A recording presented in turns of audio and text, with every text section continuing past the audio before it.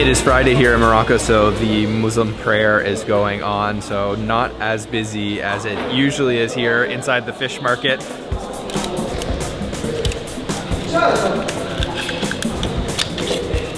We're gonna do a little taste test of some of the oysters that they have fresh here.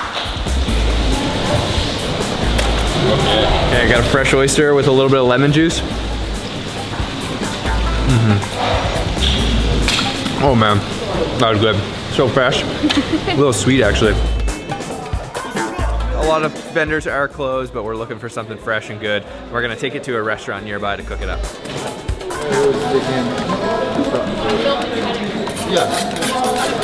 We just picked out our seafood. We got some shrimp and some squid and a fish, some sea bass. So we're gonna take it over to one of the restaurants to cook it up for lunch now.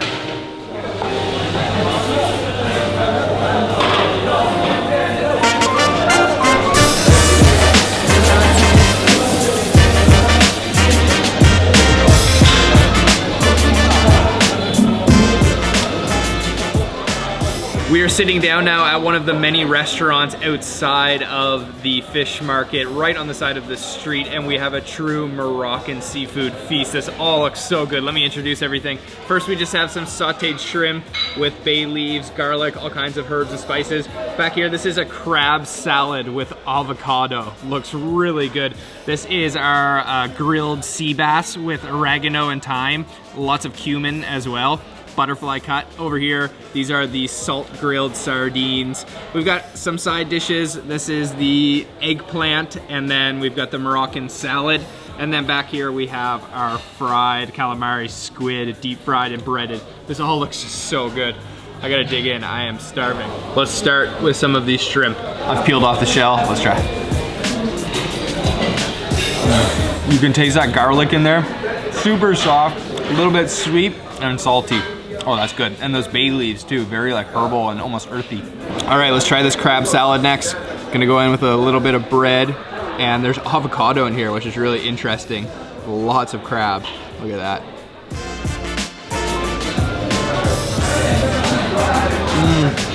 That is smooth, wow. The crab and the avocado honestly have the same texture. It's coated in lime juice, so it's a little bit acidic. And then that crab is very sweet. I think a little bit of black pepper in there too. Next up is the sea bass. I'm gonna squeeze a little bit of lime juice on here and then just go in with my fingers.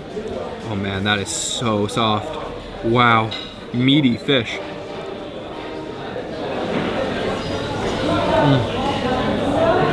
Oh man, really good. I don't know if I've ever had seafood with cumin on it. It's really interesting. It's kind of a strong spice, but it does work well with the fish. But that oregano and thyme is nice and fresh with it too. That's good. And next is the calamari. More lime juice, of course. Let's try one of these little guys. Crunchy on the outside, bouncy texture on the inside. Nice and fried, not oily, with the lemon juice. That's awesome, or the lime juice. Man, this is all so good. Last but not least, the sardines. Just peel back some of their skin here and go for this meat underneath. Whew, those are smoking hot. Let's try that. Oh yeah, very salty from that salted crust on the outside being grilled. A little bit smoky. A stronger seafood flavor than the sea bass for sure. At the port where a lot of the seafood is coming from, and it's just down the street, so you know the freshness is top notch, and all of these dishes are just prepared deliciously. I'd have to say that this sea bass with the cumin and the oregano and thyme is very delicious. I've never had seafood spiced in such a way like this, but it works really well, really tasty, and really filling too. Now that was a serious meal. We are all stuffed, so we're gonna take a little walk to kind of help the digestion and check out around the area of the central market here in Casablanca. It is really beautiful here, nice city to just walk around. Lots of French style Art Deco buildings, and the temperature here is just completely different than in Marrakesh. We only drove 3 hours, but for the last couple days in Marrakesh it's been around 40 degrees Celsius, and now here in Casablanca Further north and closer to the coast, we're at 25 degrees Celsius, so much more comfortable. We're gonna head now to see the famous mosque of Casablanca. Behind me here you can see Hassan II Mosque, the largest mosque here in Morocco. It is absolutely beautiful, massive square out front, and we're right on the side of the Atlantic Ocean. The waves are crashing into the coast. It is quite beautiful. Just check out how big this thing is too. 25,000 people can be supported praying inside and outside at the same time, so huge space.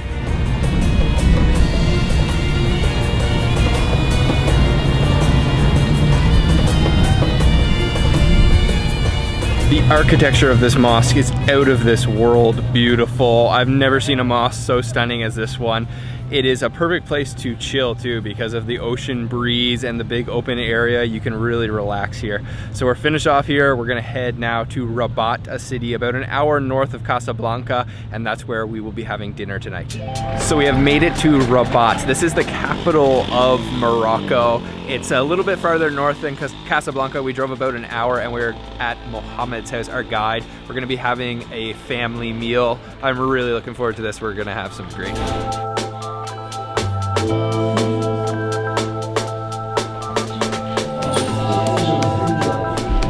So we're in the house now. It is this beautiful Moroccan traditional architecture. We're just meeting everyone and we're gonna pop into the kitchen and see what's for dinner.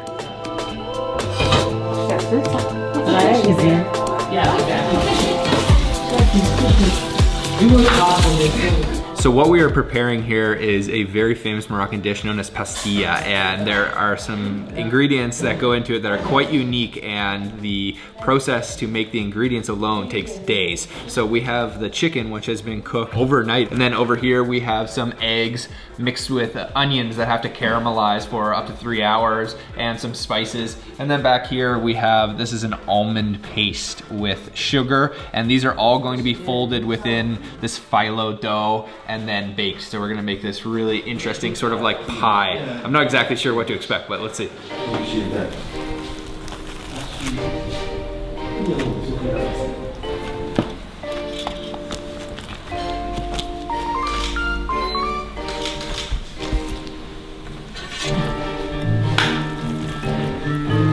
وترجموا هذه التغميرة السكر باش Make little birthdays.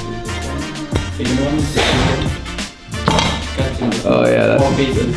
Very small pieces. So we've started the preparation. This is a thing of layers. So first we started with the salty layer, which was the egg mixture and also the chicken. And then we put another layer of phyllo dough, and on top of that we're going to add this sweet layer, which is the almond with sugar, and all the while just adding tons of butter as well.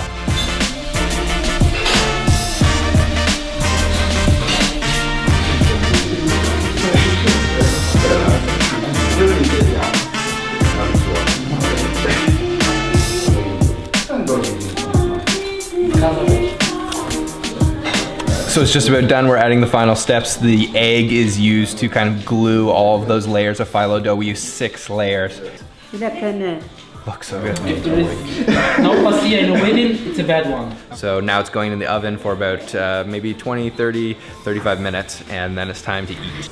The theme of tonight's dinner is sweet and salty. So on top of that pastilla, we're actually going to put honey and some sliced almonds. And then we're having a couple other dishes, like a beef dish that's going to include some pineapple, some prunes, all kinds of interesting sweet ingredients to go along with all those savory ingredients.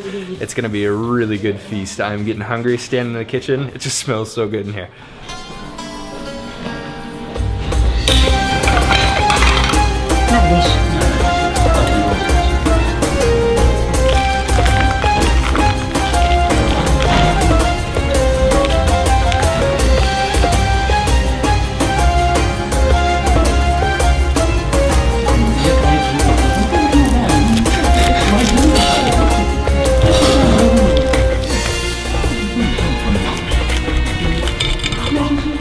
Mohammed and I are sitting down now. It's just about time to start eating, and we have a beautiful pastilla, the royal pie here. You can see she's topped it with tons of almond flakes and sprinkled also hot honey on top of this. It just looks incredibly delicious, and you can see that crispy phyllo dough. So we also have tons of side dishes. We've got bell peppers, we've got carrots, we've got beets, tomatoes, zucchini, pumpkin mash, cucumbers, eggplant. It is all here. What is that? 2, 4, 6, 8 different side dishes, and then one entree, but I think we have another one coming. Yeah, we definitely have another beef dish coming. We have a lot to eat, so let's dig in.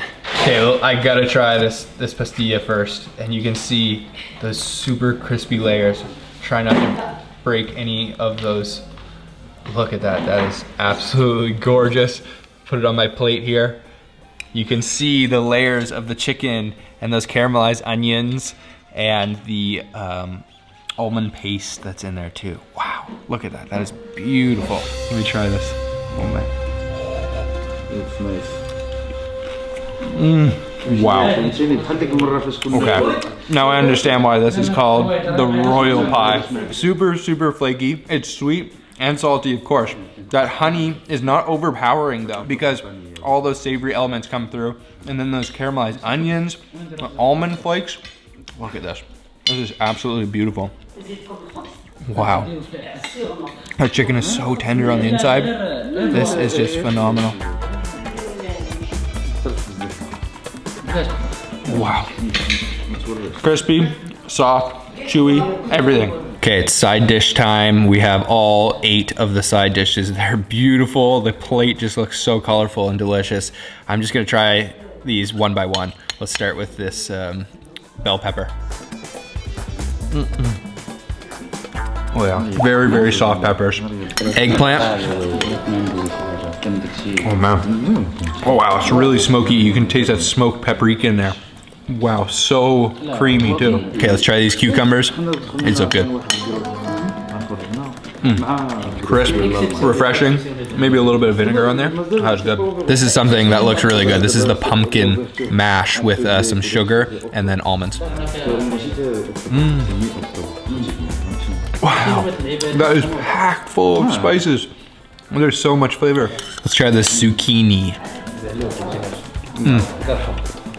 Actually, similar flavor to the eggplant, but a little bit sour. Carrots.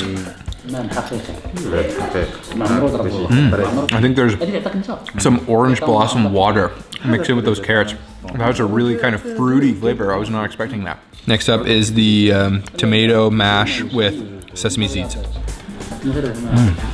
Oh, also quite a bit of sugar in there. It actually doesn't taste like tomatoes at all. It almost tastes like a jam. And last is the beets. Oh man, this is so home cooked and delicious and hearty. All the side dishes are just packed with flavor. They look simple, but they definitely don't taste simple. They taste made with love and so many delicious fresh ingredients. Those side dishes are phenomenal, but I gotta give it up for the pastilla. It is out of this world delicious. Just look how crispy this is. There is layer upon layer, and what really makes this so special for me is the sweet and saltiness, that honey on top with the chicken. It is just incredible. I gotta say this is the best dish we had. Oh yeah, this should be the highlight of Morocco. Definitely. Like in a traditional way. Yeah. The royal Moroccan pie. Our next dish has arrived, and this is just something of beauty. Check this out. This is beef. So you can see there's chunks of beef underneath there, but the toppings here are very interesting. Once again, sweet and salty. So we have pineapples, we have dried apricots, and then we have prunes that have been stuffed with almonds and topped with sesame seeds. And that's all topping for the beef. I don't think I've ever seen anything quite like this in my life. I'm gonna go in right here and grab a piece of the beef. Look at this, so tender. And then grab some of this prune with the almonds inside. Oh, it's almond paste inside. And look at that. Wow.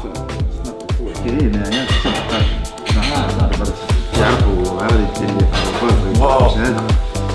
That is crazy. So I don't know how long that beef got cooked for, but it is ridiculously tender. So fall apart.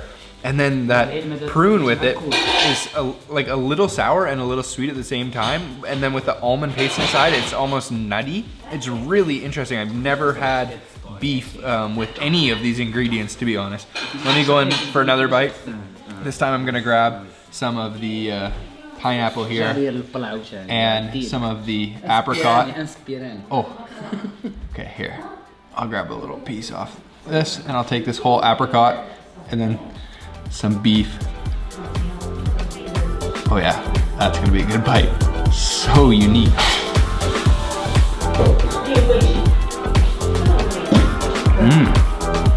Wow. The apricot and the pineapple have such a natural sweetness to them and a little bit sour too. The beef is a little bit oily, but it's cut by that sweetness. Salty, sweet, delicious. Such an interesting dish. I don't think I've ever had anything like this, ever. And yeah, it's crazy. I've never seen this. Just look at it. Prunes and pineapple, apricot and beef. Tell me if you've ever eaten this in your life or ever had these ingredients together. What do you guys think? Oh my goodness. So good. Dessert is served. Check this out. This thing is crazy. This is homemade. So this is caramel and strawberry flan with a fruit salad in the middle. Just go right in? Yeah. Okay. Yeah, go dig in. Let me try some of this. Look at that. That is beautiful. Look at that pink color. Oh yeah. A little bit sour, a little bit sweet, completely creamy, like velvet smooth. And then a nice fruit salad in the middle. Wow. Look at that. That is beautiful. We have to eat it soon. Yeah. Oh, look at this second layer. Is this orange blossom water?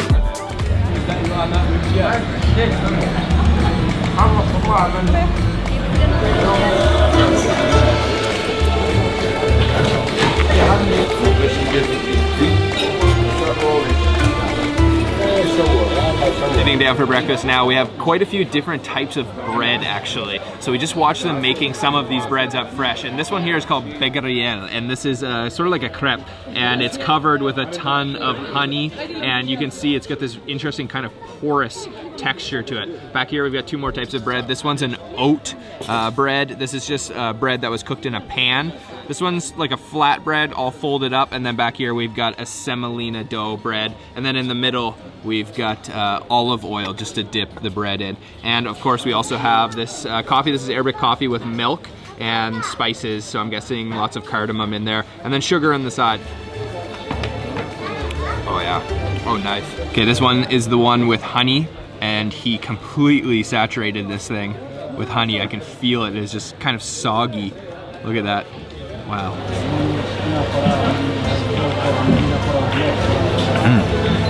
Yeah, it's sort of like almost like a sponge cake. That's good. Next I'm gonna try this oat bread. Break a piece off and dip it in the olive oil here. It's got this rough, grainy texture with all of those oats in there. Good with the olive oil. We're gonna try this semolina dough bread next. Again with the olive oil, of course. Oh yeah, let's try.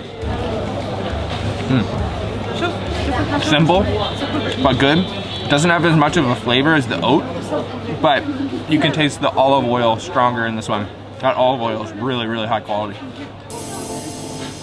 We are at our next stop, and this is the local date dealer. We're right in one of the tiny alleyways, and you can see we've got ourselves some dates that have been stuffed with walnuts. So these are the highest quality that he serves, and this is common as a gift to the bride and groom at a wedding. So stuffed dates with walnuts.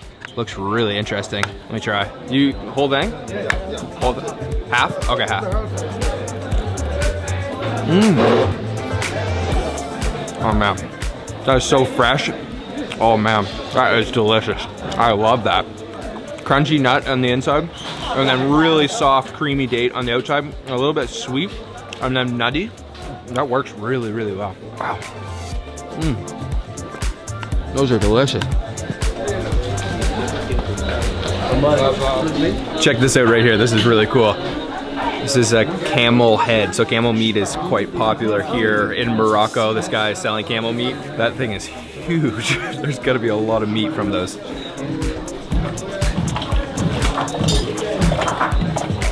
What are you doing? So I've got this big stick here, and we are at a stall that is serving bisara, which is like a broad bean soup, and this is used to stir it. Think. He just gave me this and told me to start stirring. Oh yeah, look at how thick this is in here. Oh man, it is seriously creamy. It's like a paste almost. Smells really good. It smells kind of like fool. It's very similar to fool. Oh man.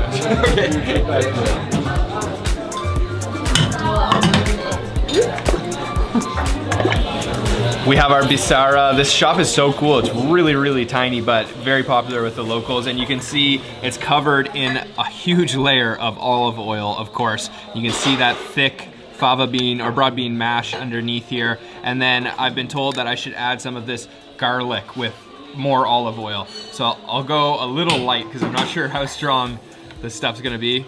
And there's also cumin and chili. I'll add a little bit of both, not too much. There, that should be good. And let me mix this up a little bit. This smells incredible. That cumin smells so good. And that garlic too.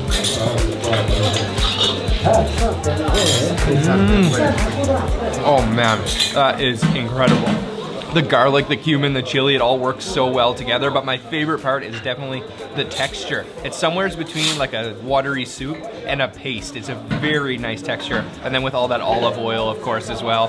That is so good. That's perfect for breakfast. Very, very good for breakfast. That chili's not too spicy. It's nice and hearty though. Look at this. Oh man, that's so good.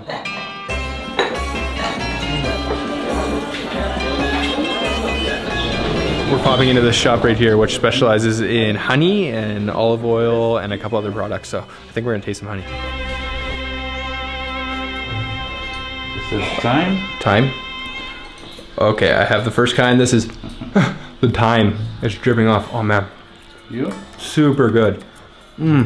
It's fruity, very sweet, very creamy. Oh yeah. This is lavender. Lavender, okay. Next kind of honey. Oh yeah. That one's even fruitier. And the consistency isn't as like sticky as the last one. Super, super good. This is rosemary honey. This is my kind of tasting. Wow. The diversity in the flavor is crazy. You think honey just kind of all tastes sweet and the same. It certainly does not. That is completely different than the previous. All right, the last one is orange. Oh yeah. Yeah, that's the lightest one. Kind of, yeah, you can almost taste like the orange, like citrusy almost. Very floral too. Wow, that was quite the experience. I've never tasted such a variety of honey before. It definitely leaves a sweetness in your mouth. So, not exactly sure what's next. We're just gonna keep going. This is so much fun. There's so much to see here in the Medina of Fez. It is packed full of stuff.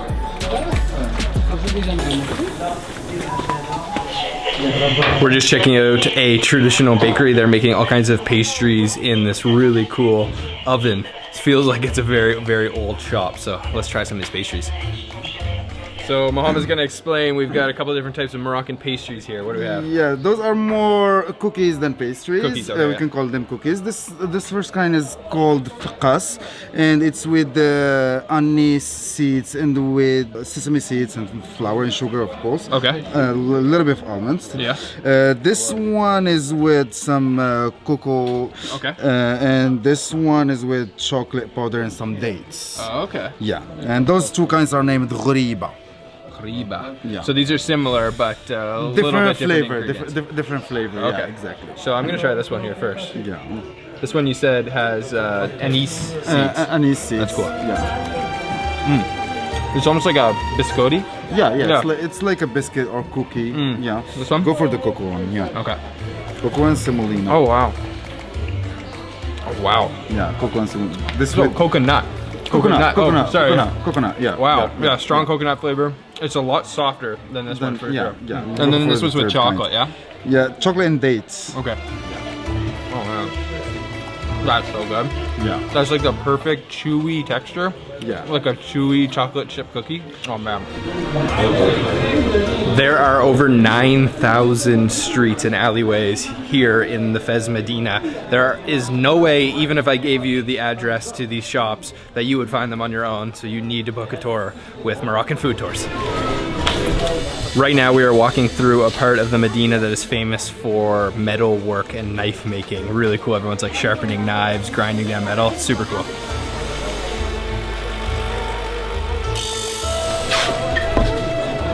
We're in a very, very tight alleyway here, and we're stopping at a stall that's selling goat cheese, so fresh goat cheese. Let me try this out. Oh yeah, very sour, kind of saturated, a little bit wet. That's good. Thank you. Next up is sheep's cheese. Oh yeah, that one's much more creamy, almost like a cottage cheese. That was some really good cheese. This has been an incredible day so far. There's so much to see here. There's so many streets.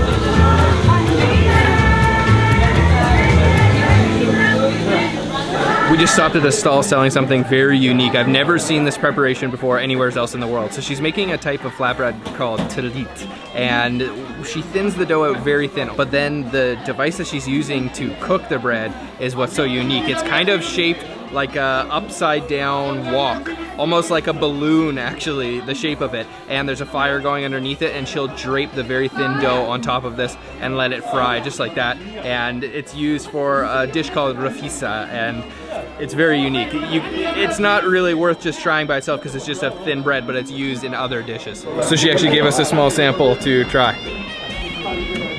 Yeah, not much to it. Maybe a little bit of salt, olive oil. We are now in part of the Medina that is famous for dyeing clothes. So they use the pigments to dye all kinds of different colors, and the ground is just covered with water that is saturated with all those pigments. So you gotta be really careful not to get it all over yourself. Really cool, lots of people working, cooking the water that they'll use to dye the clothing with, and then lots of clothing hanging to dry too. So you can hear all this loud banging behind me. We are in the copper area of the Medina. They're making all kinds of traditional things out of copper, and we're gonna stop and have tea somewhere near here.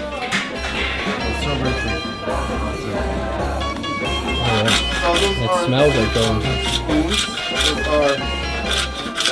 comb. This guy behind me here is making traditional things out of bone. So he's got different types of things, combs, and he's using a saw to cut the bone. It's a dying tradition here in Morocco, but very cool.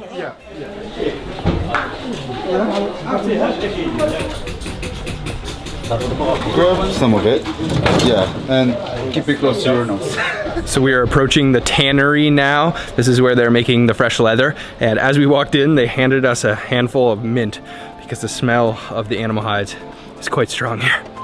So you gotta keep it close to your nose.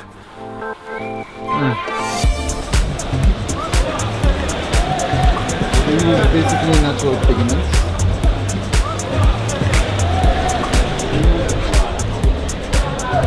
Quality-wise, this is the best leather production in Morocco, and quantity, it's the second largest and the oldest tannery here in Morocco. So make sure you come check this place out and grab some mint to cover up from the smell. Yeah, nice. Whew. We just popped into the tea shop. This is a tiny little place, but a really cool atmosphere, and we're just having a little herb smelling session.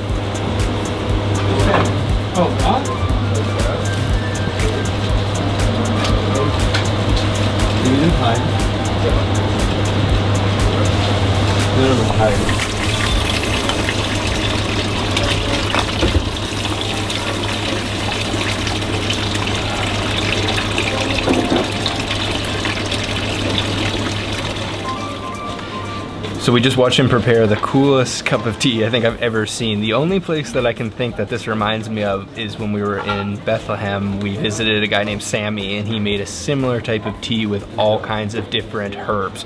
but this one is just packed to the brim. Look at this, it's completely stuffed full with herbs. So there's sage, there's verbenum, there's all kinds of mint, there's all kinds of things that I'm not remembering, but it just smells so good, and sugar as well. He served it also in this like metal thing so you don't burn your hand. Let me try it out. Wow. Whoa. Sweet, slightly bitter, very earthy and herbal. There's just so much flavor. It's very strong. There's barely like any water in it. It's just completely herbs. Wow.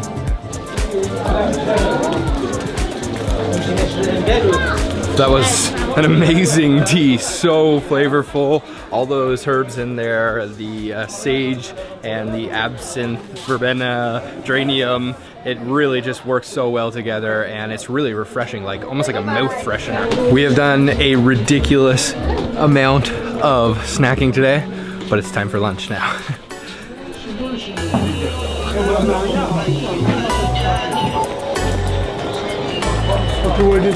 فينا يصيفطونا هادو شمن البلاد؟ ها؟ يا هلا شوف هلا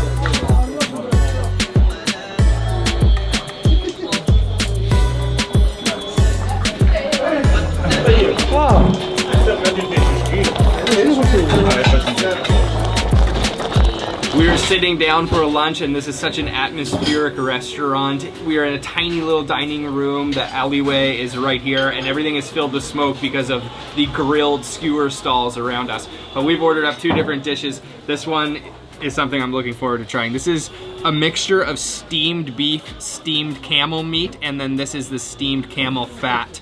Over here we've got the chicken with noodles, chicken leg with noodles. I've never seen either of these dishes before. I've definitely never had camel. I'm gonna start with a little bit of the steamed chicken. Wow, that pulled apart really easy.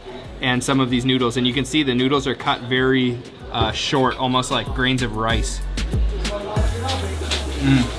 Oh man, that is delicious. Wow, those noodles completely fall apart, and then the chicken's so tender too. Tons of cumin, salt, and maybe some oregano, some herbs on top. That is really, really good. Okay, let's try this camel next. I gotta try this. This looks just too interesting. So this is the camel back fat, which I've heard is almost like a cream. Oh man. Yeah, this is gonna definitely be my first time ever having camel before. Check that out. Wow.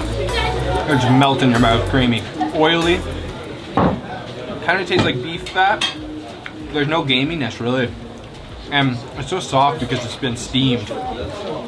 Ah, really good actually. Really, really good. Let's try some of the meat. Which one's the camel meat? Like the reddish one. This one? Yeah, this Okay. this one will become. Okay. All right, let's get some of this camel meat here. Very, very soft too. Yeah. جمل Good. Yeah, ولا نسبة نقول. this is the camel fat.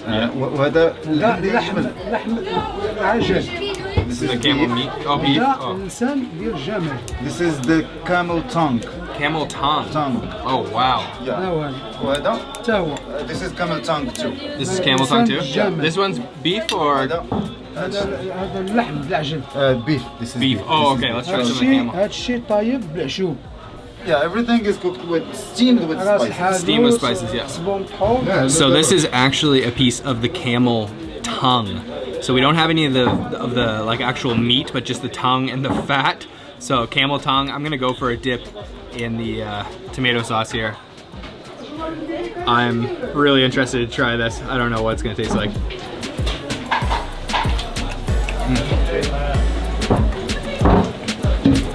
Tastes like roast beef. It really doesn't even taste like a tongue at all. It's super tender. All the spices going on in there.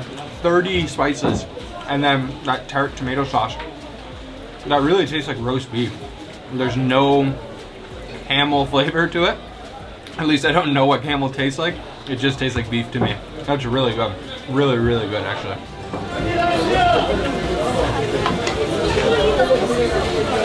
I think Mohammed is trying to kill me. I'm getting so full. Yeah, of course. It's like, yeah, of course, a 15-pound more is a After guarantee. this trip, yeah. Yeah. After all of our eating today, we just sit down to have 2 massive plates of meat that is certainly heavy. Yeah, of course. So I think we're taking Yeah. a break for a little bit, and then tonight we're gonna have some couscous. Yeah, Right? and that's what you sign up for if you Book your tour. Yeah, book a tour. Yeah. Exactly. Yeah, you're gonna come out 15 pounds heavier.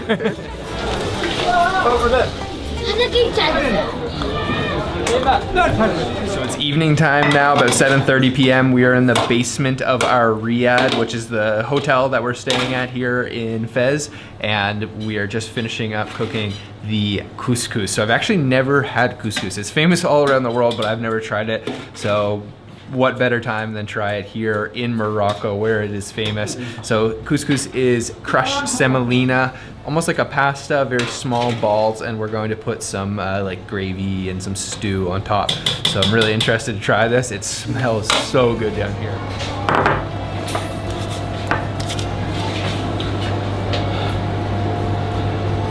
Because it's very hot.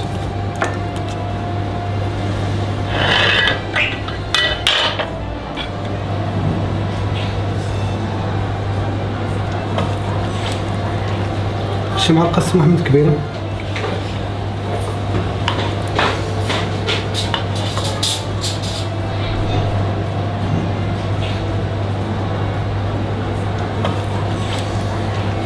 شي معلقة سماح محمد كبيرة.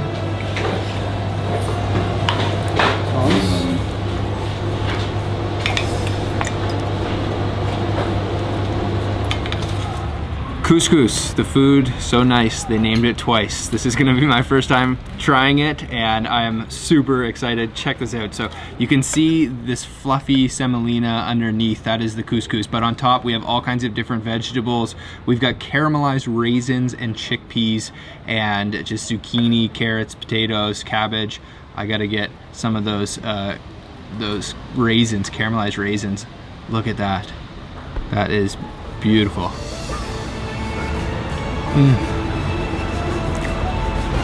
Oh yeah, the couscous is so fluffy. It's really airy and light. It feels like you could eat so much more couscous than rice, for example. Those raisins are sweet and a little bit sour, and then those chickpeas are very, very tender. Oh man, this is such a beautiful plate of food.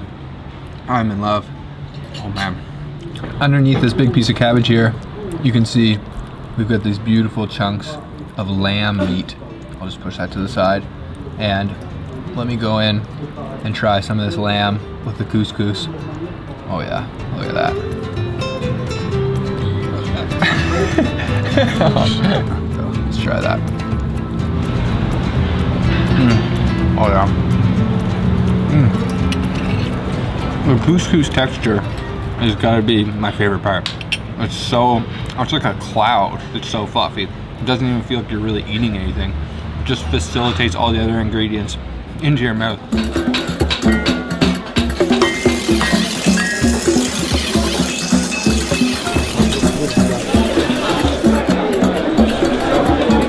To start off the day, we are at the souk. It's Thursday, and the souk will only happen 3 times a week. It's a market that composes of all the different products of the region that the nomad people of the Sahara will actually bring here and sell.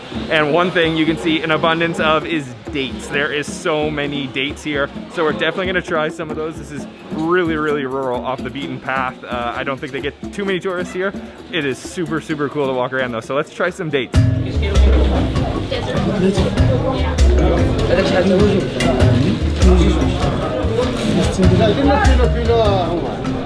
Here in the Sahara and Morocco, they have over 400 different varieties of dates, all different shapes, sizes, colors. This one looks really good. Let's try it.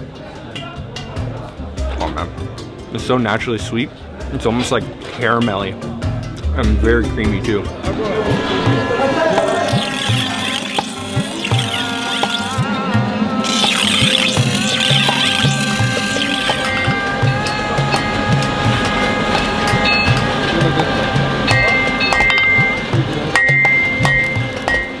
Besides food products, there's also lots of handicrafts and different metal working. There's traditional blacksmithing going on, guys sharpening knives, all the old traditional way. No corners cut here.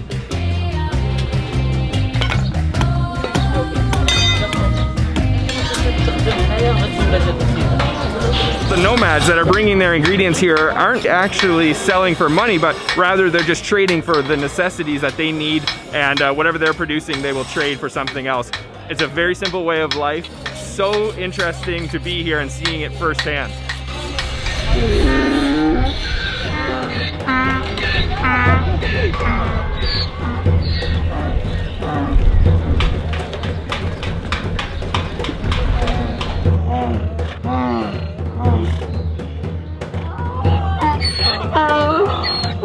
We have just stumbled on one of the coolest things ever. This is the parking lot, and all the nomads' preferred method of transportation is donkey. So they've got all their donkeys parked here, I don't know, hundreds of them, and they're kind of nailed in with a leash on the ground, and that is a sight to see. Wow, that's a lot of donkeys.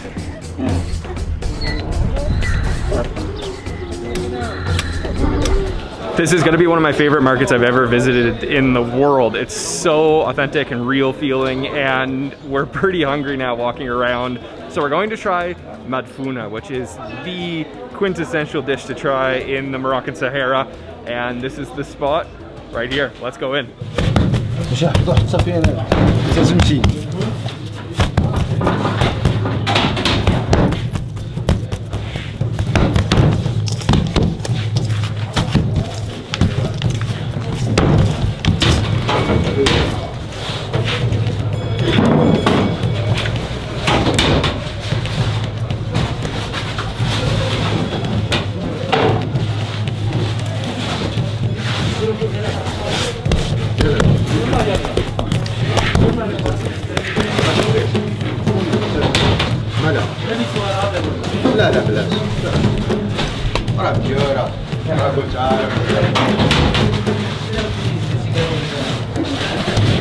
Madfouna is also known as Berber pizza or Amadzir pizza. It's very similar, but it's actually kind of like a stuffed bread. We have two different fillings. One is purely vegetarian, well actually with a little bit of boiled eggs, but only vegetables. And the other one has beef fat, onions, and lots of spices inside of both of them. And he's laying out one sheet of dough and then topping it with the filling and then covering it with another sheet of dough and then clamping it closed, flattening it out so it's about the size of a pizza, and then it's going straight in the oven. And madfouna is a quintessential dish of the Sahara. You have to try when you're visiting here, and it looks really good. I've heard a lot of good things, so I'm excited to try it out.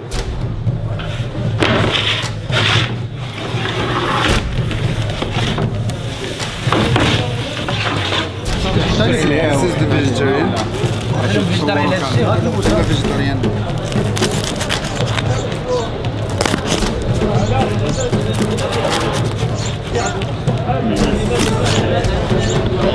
Smells so good.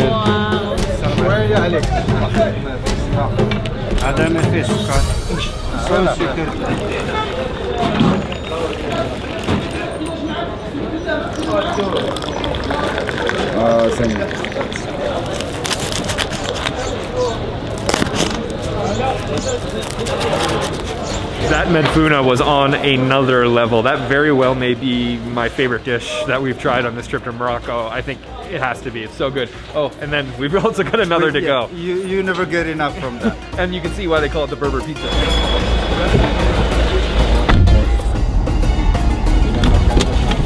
So we're working our way out to the Sahara, and we just pulled over on the side of the road because we spotted some camels, but not any camels. One of these camels is pregnant, and that means there's camel milk to try.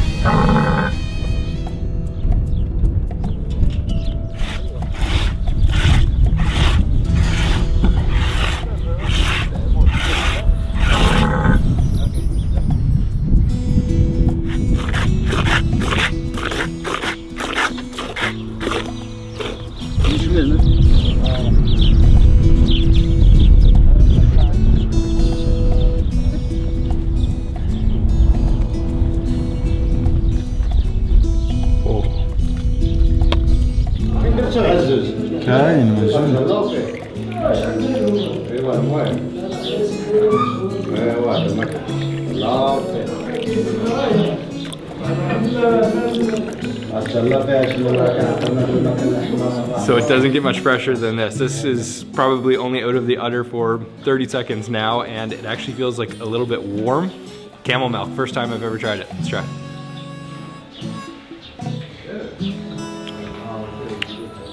Yum. It doesn't have much different of a taste than cow's milk. It's just got definitely more creaminess going on. I'm sure there's a lot of fat in there. It's super nutritious, and it's a little bit sweet actually. That's really good. It's like room temperature, maybe a little bit warmer. Wow, interesting. No weird flavors at all. Just tastes like regular milk, just a little bit creamier. Quick little pit stop to fill up on some milk. That was really cool. First time trying camel milk. I should actually mention that the camels here, they're called dromedaries. So they only have one hump on their back. But yeah, really good camel milk. Definitely give it a try if you're here in the Moroccan Sahara.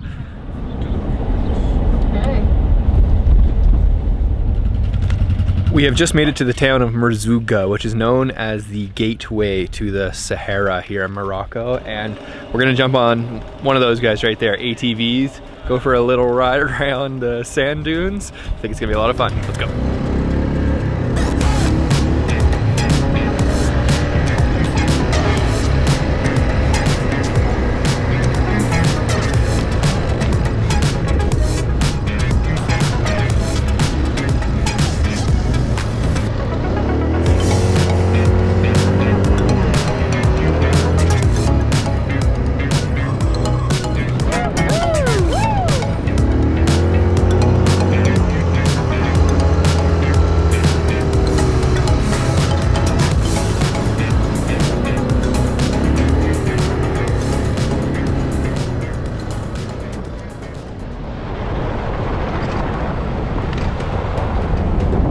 We have left the Sahara dunes behind for a more rocky part of the Sahara desert, and we've just come to this nomadic family settlement in the middle of nowhere. There's absolutely nothing around. They've just got one tent that is actually made out of camel fur, and we're going to be visiting this family and having lunch with them.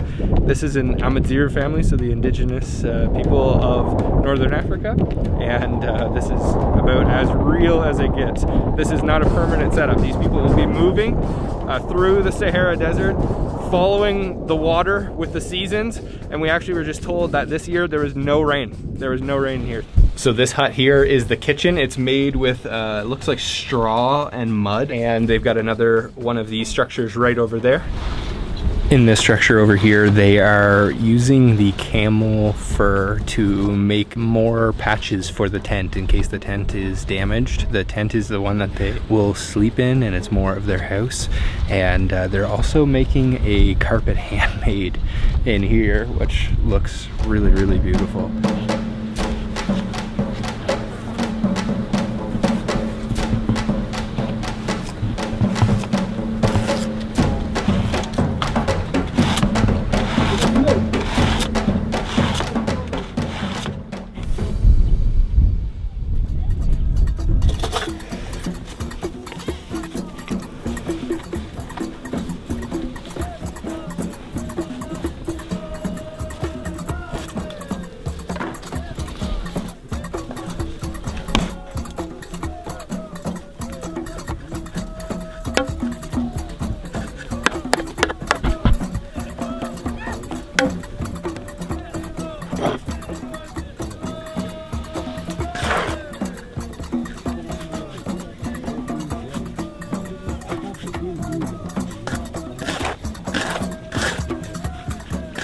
So we've got couscous on the menu today, a very traditional form, the classic Amazigh version, and the matriarch here is preparing it for us.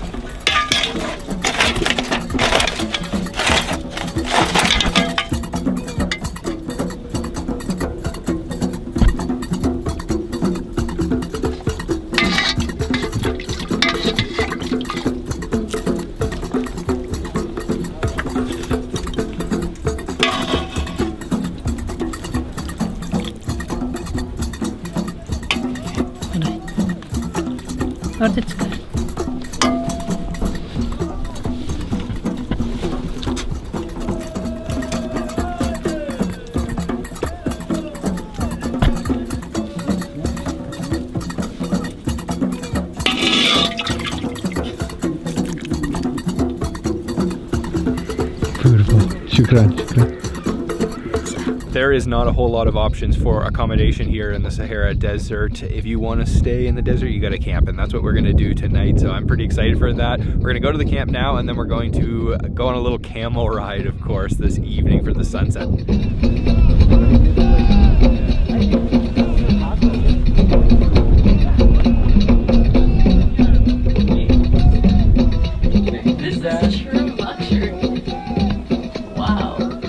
Talk about camping. This is way better than any camping I've ever done. We've got this huge king-size bed. There's even a shower and a toilet in this tent. I definitely thought I was gonna be using the bathroom in the desert tonight, but this is a nice surprise from our friends at Moroccan Food Tour. So we're heading out into the desert again with the camels this time, and I've just been given this to put on some traditional Moroccan clothing, and it's time to ride a camel for the first time in my life.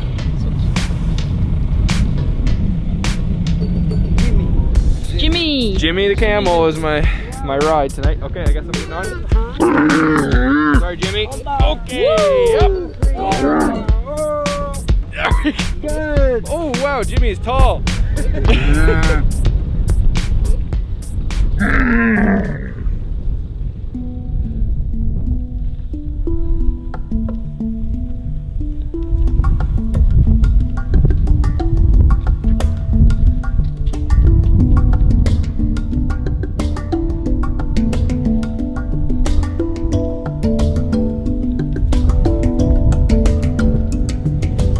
We are on the camels. It's actually more comfortable than I had imagined, and the views are incredible. Jimmy is doing a really good job here, taking care of me.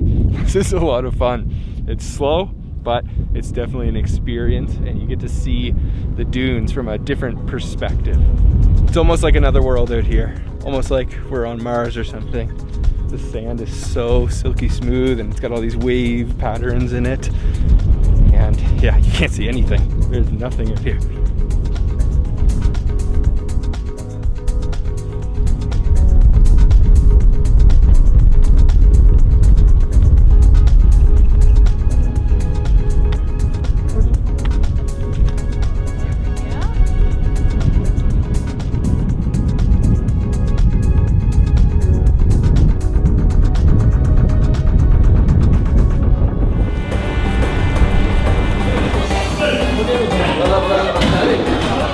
So we've entered into the Medina. There's a little bit of a seafood market, and we've just come up on our first stop of the trip. So let's eat some Moroccan food.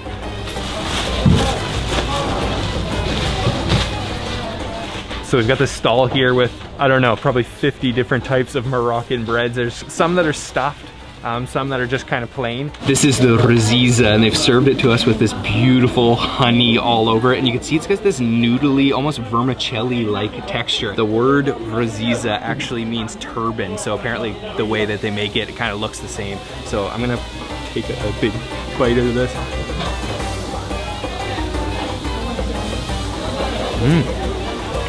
Yum. It kind of reminds me of kunefe. It's actually a very chewy bread, completely saturated with the honey, of course, but what I really love is this crazy texture. Look at all of those layers. It's literally almost like noodles. Look at that. So cool. Wow.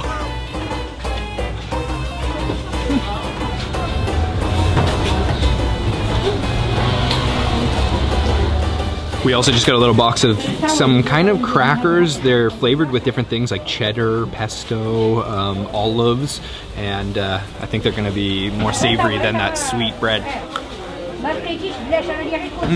Yeah, it's like a cheese one. It's like a Cheez-It, just like a little cracker. It's pretty good though. Yeah. So many cool different types of bread, and a lot of them are specifically for Ramadan, which is coming up in a few weeks. We're gonna keep going though.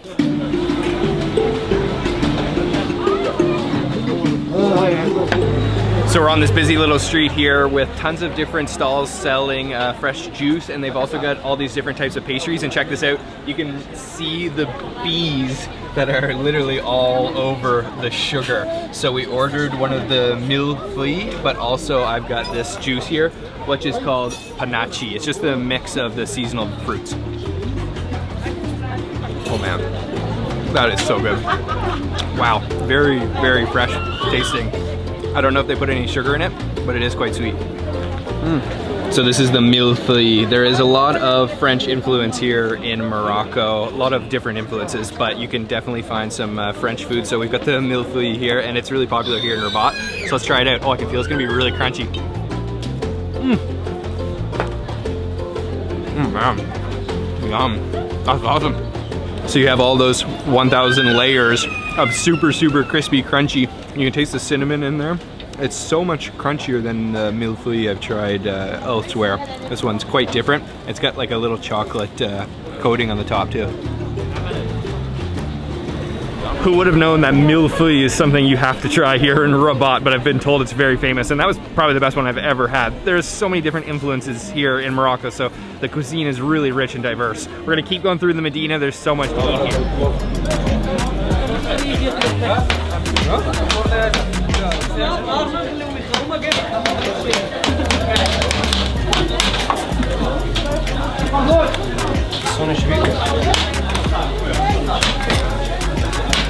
So we've got a piece, I think this is chicken liver? Chicken liver, yep. So he's just frying this right up side of the street.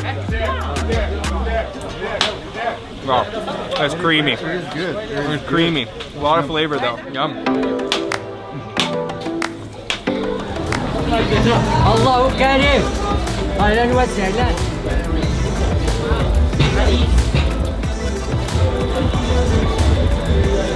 We just stumbled upon this shop that's got all kinds of different things, but one of the most famous spices here in Morocco is this one here. It's called Ras El Hanout, and it's got all kinds of different spices, sometimes 30, 40, 50. It's just a mixture of Moroccan spices that they will ground down, but then they have all the raw ingredients here. You can literally get it all, and it smells so good. So you can find all of the raw spices outside, but then inside they have a lot of the ground up different stuff. It even smells better in here. Look at this. tagine, couscous, any kind of food Morocco. This is Ras El Ras Hanout. El Hanout. Like tagine, couscous, everything traditional, you can cook it with it. Also for barbecue. Yeah. Yeah, this Special one, Moroccan flavor. it's paprika nice. Like sweet. Oh, okay. Paprika. And this one is ginger. Ginger. This is turmeric. The yellow one. And this is the pure. Is this saffron This grown is in This Morocco? is for Morocco. The first quality in the world. I think if you can imagine it, he has it. This wall of jars here definitely has, I think probably every spice in the world. Everything you see outside herbs, here in powder. And also kind of herbs is very expensive. You cannot put it there. We put it Okay, in yeah. Here's what we're having.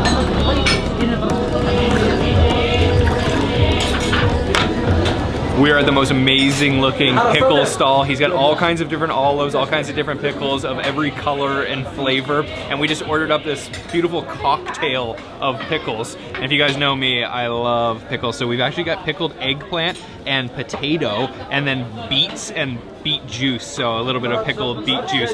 I don't think I've ever had pickled potato or pickled eggplant, so that's gonna be a first. Let's try the eggplant. It's not very strong actually. Just so soft, slightly pickled, just very, very slightly acidic, but you can actually still taste the sweetness of the eggplant. And then look at this. This is the potato. It literally feels like it's been boiled. It's so soft, but it's just been pickled. Try it. Again, really good. And you put a little bit of that harissa on top too. So it's got a little bit of a spiciness. You guys taste that pickled juice too.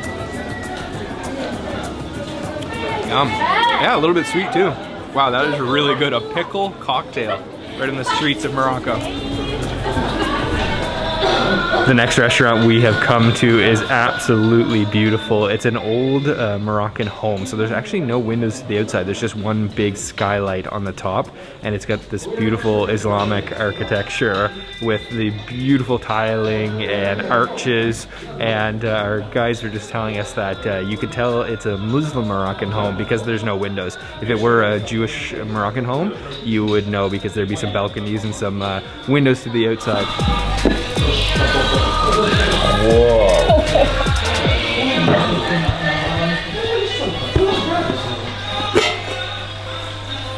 So Mohammed and I are sitting down at this beautiful restaurant called Dar El Medina, and welcome to Morocco, guys. Look at this spread. This is absolutely insane. So we'll start down at the end and introduce everything. This is the chicken tagine, right? And the tagine is actually the clay pot that is cooked in. And then we've got olives and you said preserved lemon. Yeah, right, okay. And then back here we've got a Moroccan salad. Bell pepper and fresh tomato. And then we've got just a spread of different pickles. Over here, this is chuka. So it's a cooked version of that other salad, right? Yeah. The famous couscous, but this time with caramelized onions. Look at those caramelized onions. That looks absolutely insane. We've got pumpkin, chickpeas, zucchini, and turnip, and then another tagine in the middle. And this one, this time is with beef, right? Yeah. And these are prunes? Yeah, prunes and apricots. Okay, yeah. And then here, this thing is just absolutely crazy. What do you call this? Rafisa. Rafisa. Okay, right. So this is actually, Rafisa is the name of the bread, right? Yes. But then also the dish as well. Yes, yeah. Okay, so we've got some dates, walnuts, lentils, Onions, couple chicken, quail eggs on eggs. top, almonds. Back here we've got pastilla. A fish pastilla. Fish pastilla. So it's like a pie, right? Yeah. But with fish filling. fish. Let's dig in. Yeah, let's dig in. I'm ready. So this one right here is called zalouk. It's an eggplant mash with, I'm guessing, lots of spices in there too. I love eggplant so much. It's so creamy. You can taste the natural flavor, but there's definitely a little bit of spices in there too, some cumin. Yum. And then got a little salad here too. Cucumbers, tomato. So fresh. You can just tell the quality of the ingredients here in Morocco is so high because a simple salad like that is just absolutely full of flavor. And then this is the one called takchuka, right? Yeah.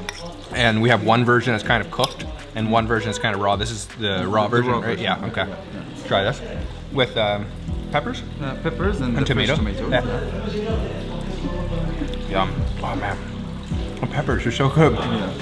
It's so natural. Spot on with the flavors of the ingredients. And then this is the same thing but cooked. Yeah. Soft. Yeah. Way Really much good. softer, yeah. Yum. So there's actually like a little polite way how to do it. So you need to scoop, like to cut a little piece of the bread. Okay. And you need to take it with 3 fingers. And basically those 2 fingers doesn't touch the food in front of you. So you touch the food just with the bread. Okay. Like that. Yeah.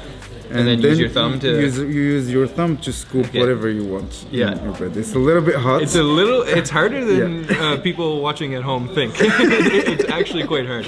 Let's try it out. So cheers. The preserved lemon. Yeah. It's like sour, very, very moist chicken. When they cook it in the tagine, it like encases all of the juices flavors. and everything and really, really saturates the meat. I think I'm most interested in trying this one. This is the rafisa, sweet and salty, and we've got chicken in here. Yeah. And we've got some of the rafisa, the bread underneath, and lentils, all kinds of different things. There's so much going on here. It's such a colorful dish too.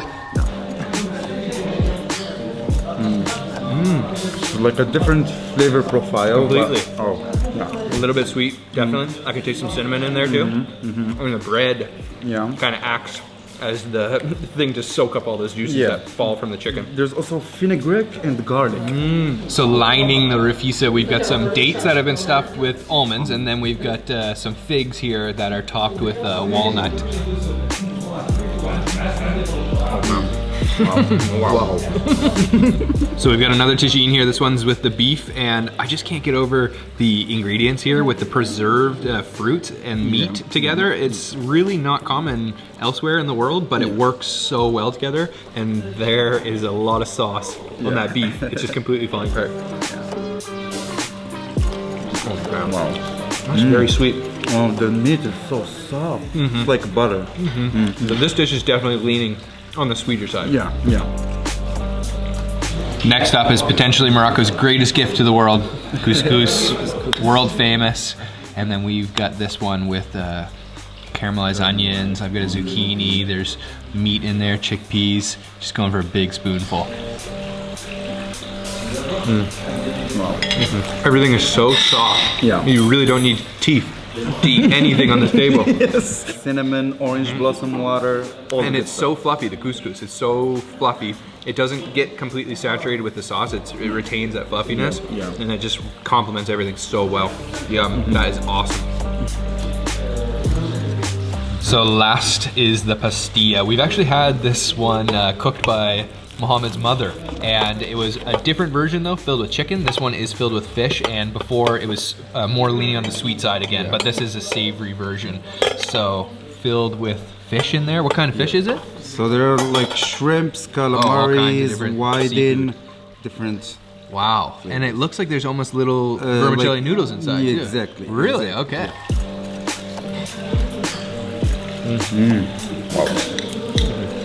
That's good too. It's just a very thin layer of dough that's it's been baked. Yeah. And so it's quite crispy, but then the inside is very juicy and soft. And then yeah, like you were saying, we get a little bit of spice after. We can definitely start to feel the spice building. But all full of flavor, packed full of flavor. Everything on this table is absolutely delicious and beautiful. The presentation is just incredible. Definitely starting things off right here in Morocco. Went on a whole food tour and then came to a restaurant to have a huge feast. And this is some of the best food I've had in a long time. So we're gonna sit down, enjoy the rest of this huge meal.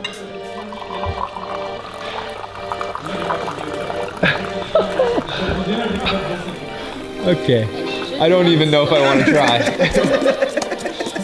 All right, go for it. So one thing you'll definitely notice when you come to Morocco is that they like to pour the tea Higher, higher. from really high heights. Higher. You're doing good. I can't take my. Got it. Got it. We're gonna watch the pro.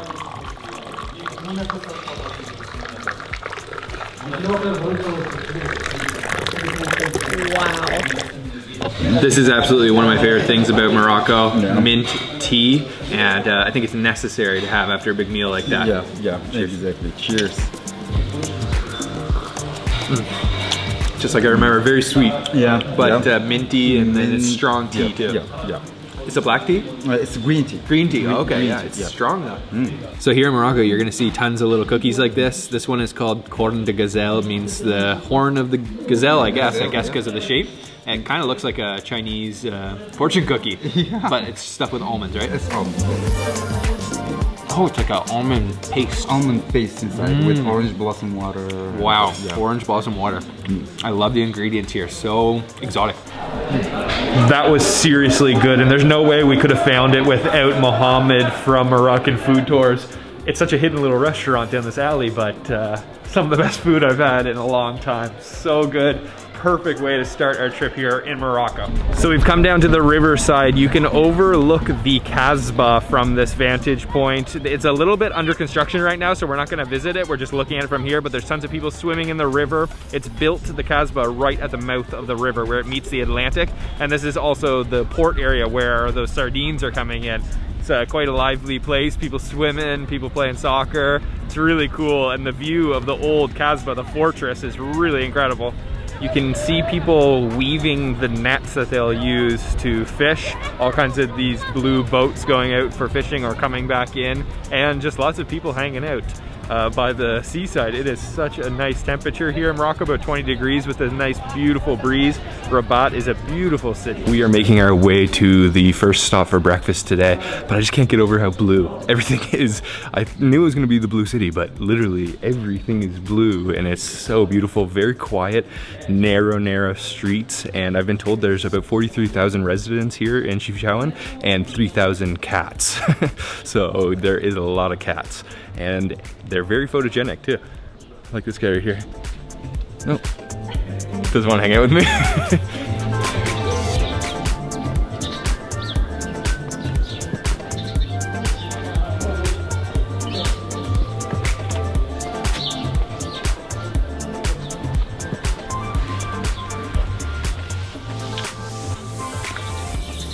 So we just popped into a restaurant for breakfast. It's got this incredibly nice view over the mountains outside. And actually Chefchaouen in traditional Amazigh language means the look at the two horns. So there's actually these two mountains. It's really cool. And there's a very fresh spring that is famous here too. So we actually have some water, and it's just Chaouen brand right here from Chefchaouen. So they're supposed to have some really fresh water straight from the river that we're overlooking while we wait for our breakfast. We have a beautiful breakfast spread. Starting with this dish here, we've got some goat cheese here. We've got some olives, just a little processed cheese, and then an egg. And then this is almost like a sausage made of beef. And then we've got amlou here, which is a peanut with argan oil and honey paste. We've got some olive oil and then some honey.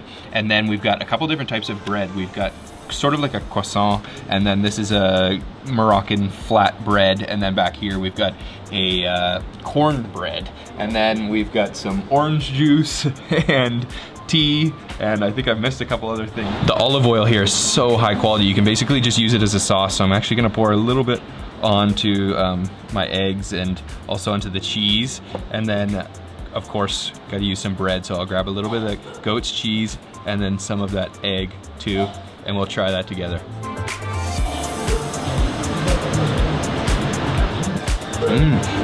Oh, yum. The flavor of the olive oil, it almost has like a little bit of a sweetness. It's so strong, it dominates the cheese even.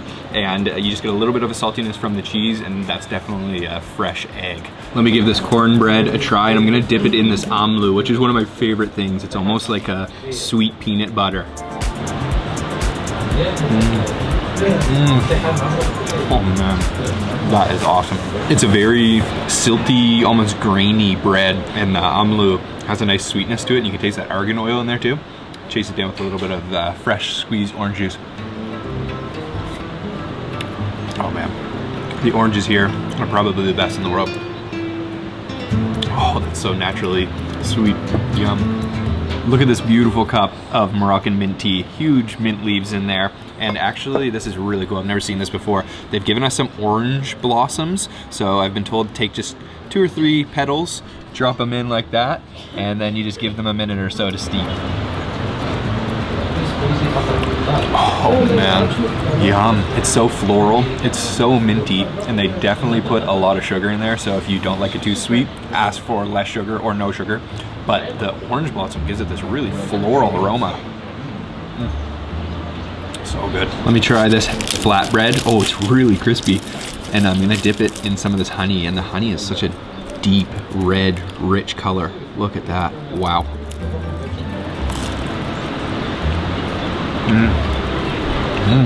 The honey is so much more flavorful than the honey that we have in Canada. It's not just sweet, you can actually taste the flavors of the honey, and that definitely needs to be chased with some tea. Oh, what a breakfast. Talk about fresh oranges in season. The tree is literally right outside where we are sitting, and they've even got some of the orange blossoms you can see right here. That's what we had in our tea, and that's actually what will turn into an orange, which is really cool.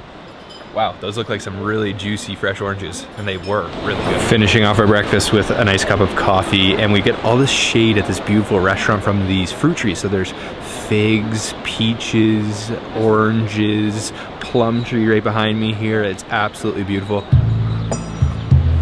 Oh, nice and strong. Back into the blue streets of Chefchaouen. I really can't get over it. It's exactly the color of the sky, and there's no clouds, so it really blends right in. It's so cool. Everything's blue, even the doors. Look at these. Wow, incredible. Okay. Whoa. You can try. Try it? Yeah. Just take a bite? Yeah, but Okay. Wow, so we're at this very old oven. How old is this oven? Since the 17th century. 17th century, and they're making this Moroccan bread, and they just pulled it right out of the oven, so it's really hot. Oh man, that's so good. Just natural bread, but really flavorful. No salt. We got a little motorcycle action going on. Wow, it's good. Delicious, yeah. Thank you.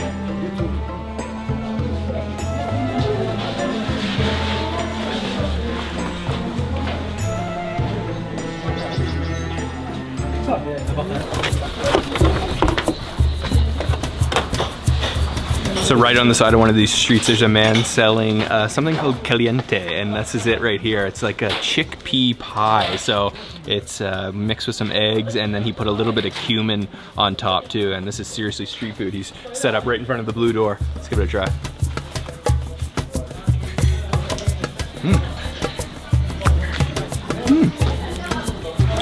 It's very soft, creamy the whole way through.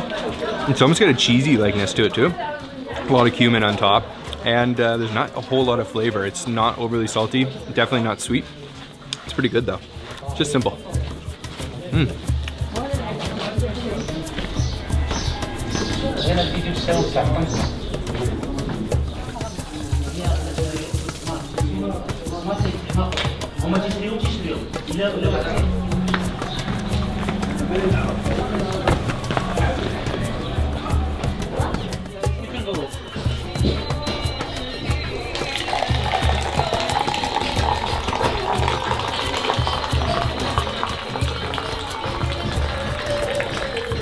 All these shops are just little holes in the wall, holes in the blue wall. And this guy's famous, I guess, for giving you a little bit of tea for free, anyone who walks by. Ah, that's good. People are so friendly here too. Apparently, of all the blue streets, this one I'm on right here was the first one that they painted blue. And it's probably one of the most blue streets of all. So can you guys tell me why is it blue? Why is Chefchaouen blue? So there is many stories about the blue here. So, but the real story is the blue color start in the Jewish neighborhood. Because the Muslim and the Jewish, they were share a same neighborhood. For make difference between the Jewish and the Muslim, the Jewish they were paint their side by blue, and the Muslim they paint their side by white. Yeah, exactly. That was that happened right after the Reconquista, when the Jewish community from Andalusia came here to Chefchaouen. So they separated by the color of by the Next up, we stopped at this little bakery here. He's got all kinds of different breads and cookies and stuff, and he just gave me this orange cookie, and it's seriously hot. So it's fresh out of the oven. Let's give it a try. Oh, it's so delicate. Not a heavy cookie, not dense at all. And a little bit of orange flavor, but mostly just sweetness. That is fresh out of the oven, piping hot. Yum. Next up for the cookies is cinnamon ginger. This one also fresh out of the oven, of course. Looks like a ginger snap. Yeah, a little bit of sesame seeds on top too. Yum. Those are good cookies. Wow. Thank you.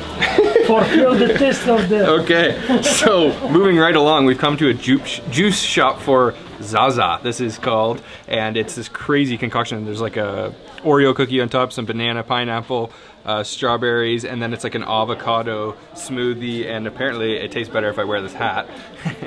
So let's try it out. Oh, it's very green. Oh man, I love avocado. It's just like pure avocado with quite a bit of sugar. It's almost like a milkshake or something. Try the strawberry.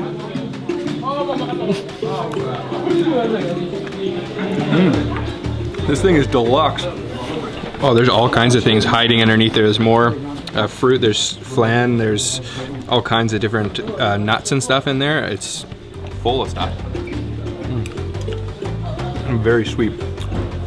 Also, I love the door. Where'd my hat go? So we're gonna take a little break from eating. We're heading to a traditional Berber house. So the Berbers, also known as the Amazigh people, are the indigenous people of Northern Africa, and Morocco is home to 18 to 20 million of these Amazigh people. So we're gonna go see where they sell carpets that the Amazigh will make in the mountains and then bring down into Chefchaouen to sell at this house. So let's go.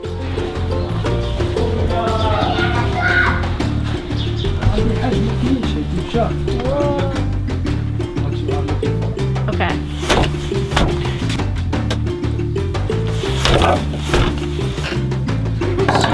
They have all kinds of different blankets and carpets, rugs in here, and they do actually have the weaver here to show how it's done, and it'll take about a week to finish one of those, and it's quite the tedious looking task. Oh, it's beautiful. This is Chefchaouen black. Wow. Sheep wool, yeah. Cool. On colors as well. Yeah. So all the colors, the dyes, are from natural ingredients like saffron, indigo, mint for green. Yeah, all kinds of different things. All natural. Oh, purple and pink. Yep.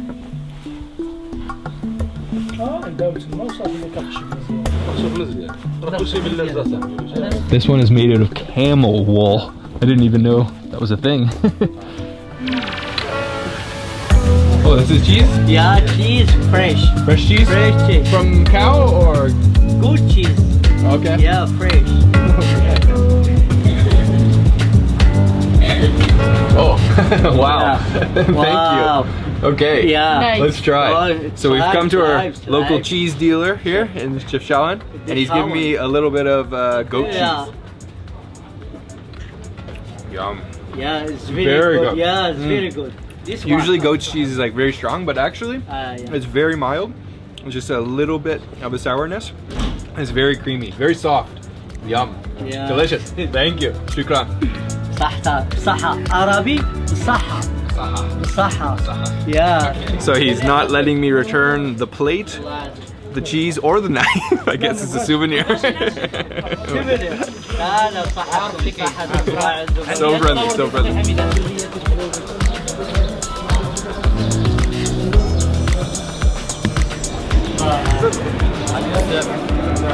So we're also flanked by the Casbah, the old fortress. Really, really ancient looking, and we're heading on a hike now up to the top of the hill. There's going to be a mosque, and we're gonna watch the sunset.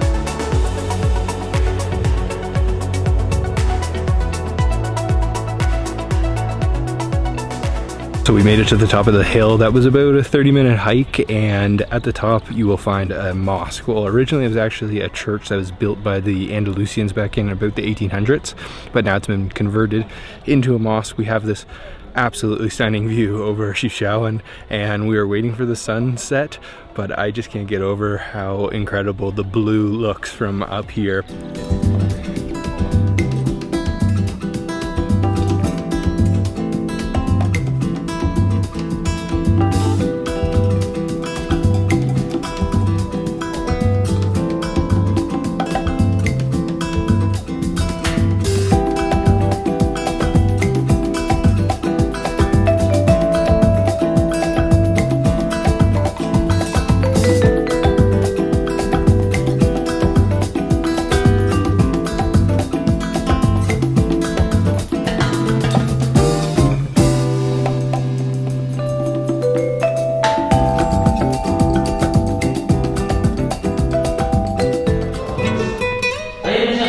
We are having breakfast in a Riad, which is a traditional Moroccan style hotel, and this one is so cool. They're all really cool, but this one is particularly amazing. It's from the 12th century. They even have the original tiling floors, and you have this really tall ceiling with a skylight and a massive chandelier hanging, and then we have this incredible spread of breakfast, and there's more things coming.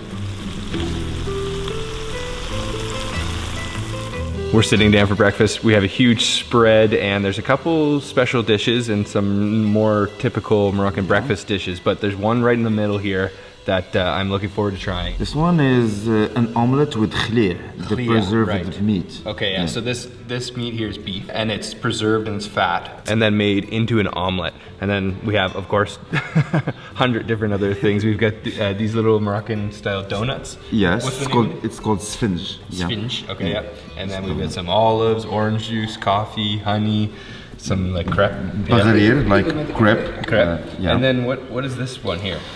This one is like an oat soup. Oat soup, okay. With fennel seeds. With fennel seeds, okay. Yeah. And the name? الحسوة. Lasua, okay. So we have quite the spread for breakfast. Let's dig in. Okay, let's go in for this. I'm gonna get a little bit of that egg yolk and then some of the meat here. Oh. And it's just cooked right in that fat that it's been preserved in, so there's no added butter or anything.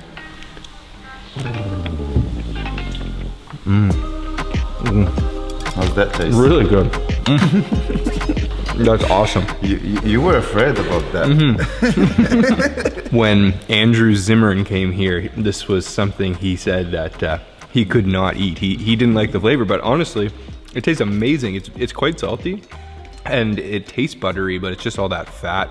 And then the eggs are completely covered in all of the fat, and the meat is a little jerky-like, but it's actually a little bit more tender than I thought it was gonna be. Wow, that is really good, actually. I don't know what Andrew Zimmern was thinking.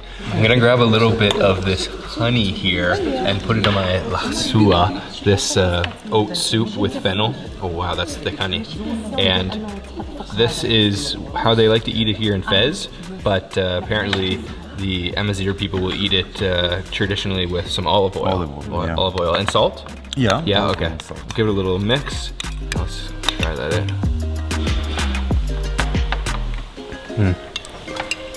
Yeah, it's very simple. I love the honey. It's just like any oatmeal. Is it milk too? Yeah, milk. And you can taste the fennel. It's almost got a little bit of a licorice-y flavor, so that's the one extra flavor, I'd say, but goes really well with the honey. So we have the sphinge, the Moroccan donuts. Kind of reminds me of a Chinese youtiao a little bit, but it's circular like a donut. And then we've got this apricot jam right here. Go for a little bit of that, and this is homemade. Simple. Yeah. The jam is really good. And a little bit crunchy. A little bit oily too. That was an incredible breakfast. We're eating like kings here in Morocco. It never stops. We are gonna hit the road on our way to the Sahara. We're gonna make a couple stops along the way for some lunch. It's gonna be a long drive, about 9 hours. Let's go.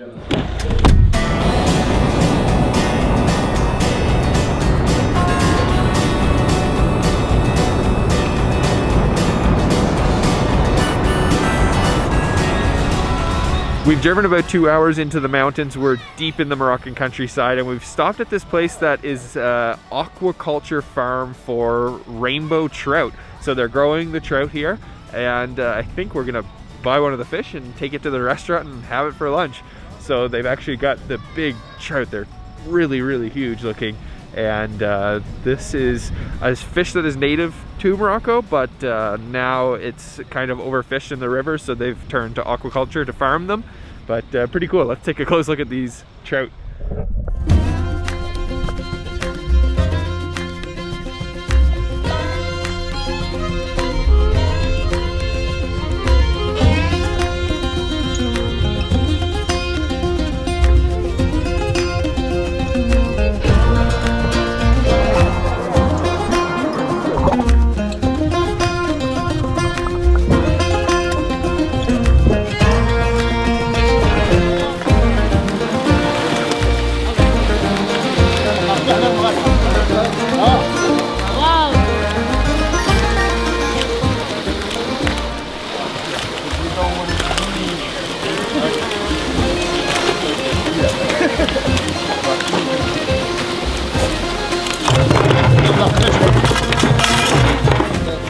So they scooped us out a fresh fish, and we've got our lunch, and I am pretty excited to try this out. Look at this.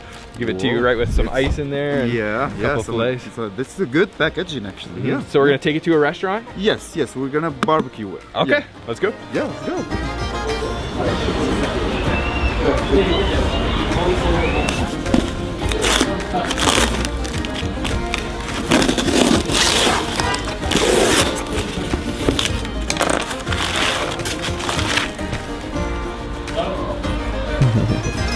Wow, nice. Oh, it's a nice looking fish. Yeah.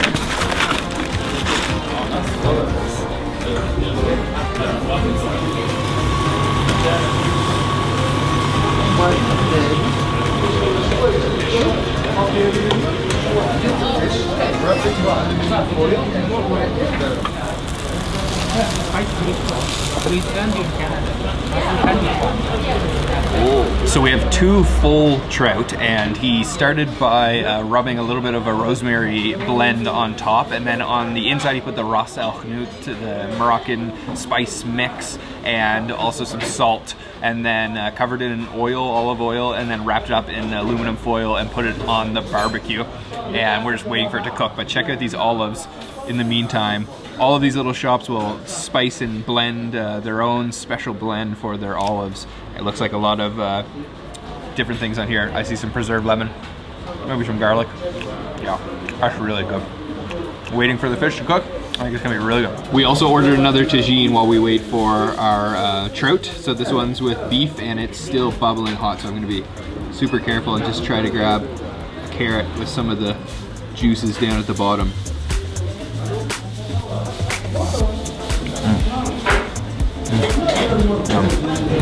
There's a very unique spice blend here in Morocco. It's very distinct though. Everything kind of has a similar, you can taste it in everything, but it's not overpowering. It's a little bit kind of like cinnamon and like preserved lemon, so it's got some sourness.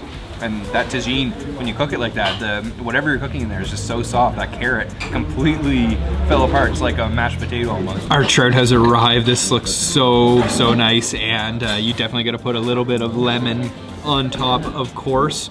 And I think I'm just gonna go in straight with the fork. Try it as is. Grab some of that meat. I'll try to peel it off the bones if I can. There we go. There we go. I might even use my fingers. Yeah. And I'm gonna dip it in this harissa over here, which is a chili, Moroccan chili spicy sauce. Let's try.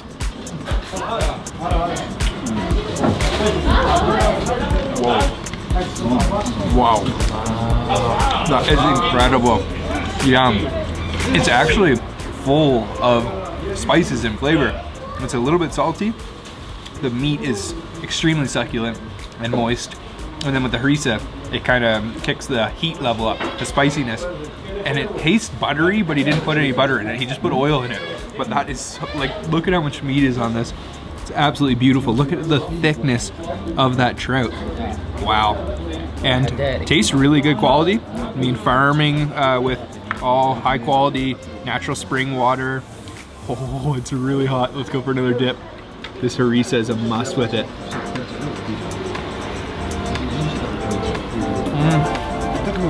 That is incredibly good. Yum.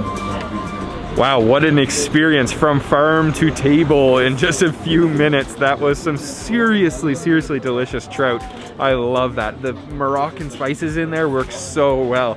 And I definitely wouldn't have even known this was a possibility without Moroccan Food Tour. So if you guys want to come experience this exact same place and everything, check out Moroccan Food Tour. We're gonna hit the road again. We're going to the Sahara. It's about 7 more hours, 6 more hours. Let's go.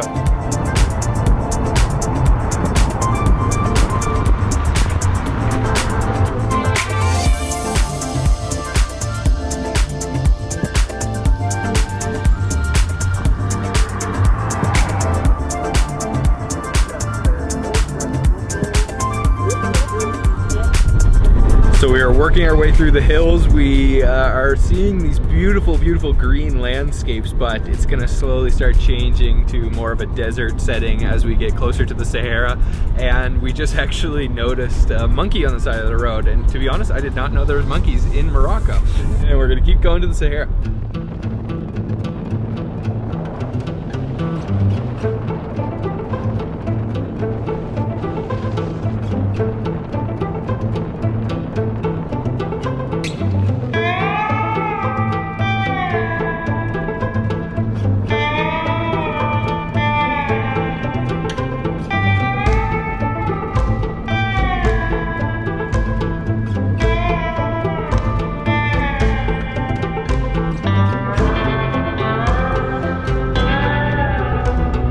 Things are definitely starting to get a little bit more sandy and dry and desolate.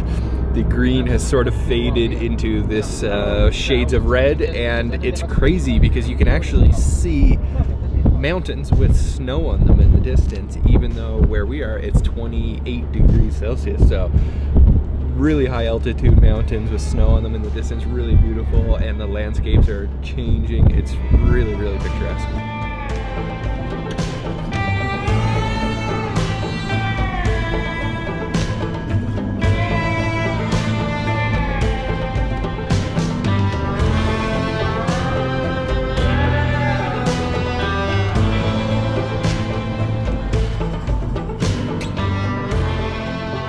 So we've almost made it to the Sahara. The desert sun is going down and we've pulled over in a valley that is absolutely beautiful on the river Ziz, and they've actually got all these date palms down there, and what it does, they plant them specifically so that it creates a microclimate underneath the hot sun and allows them to grow vegetables other than dates underneath. So it's so cool, it's absolutely beautiful. It's been an incredible drive and an incredible day, but the sun is just about down.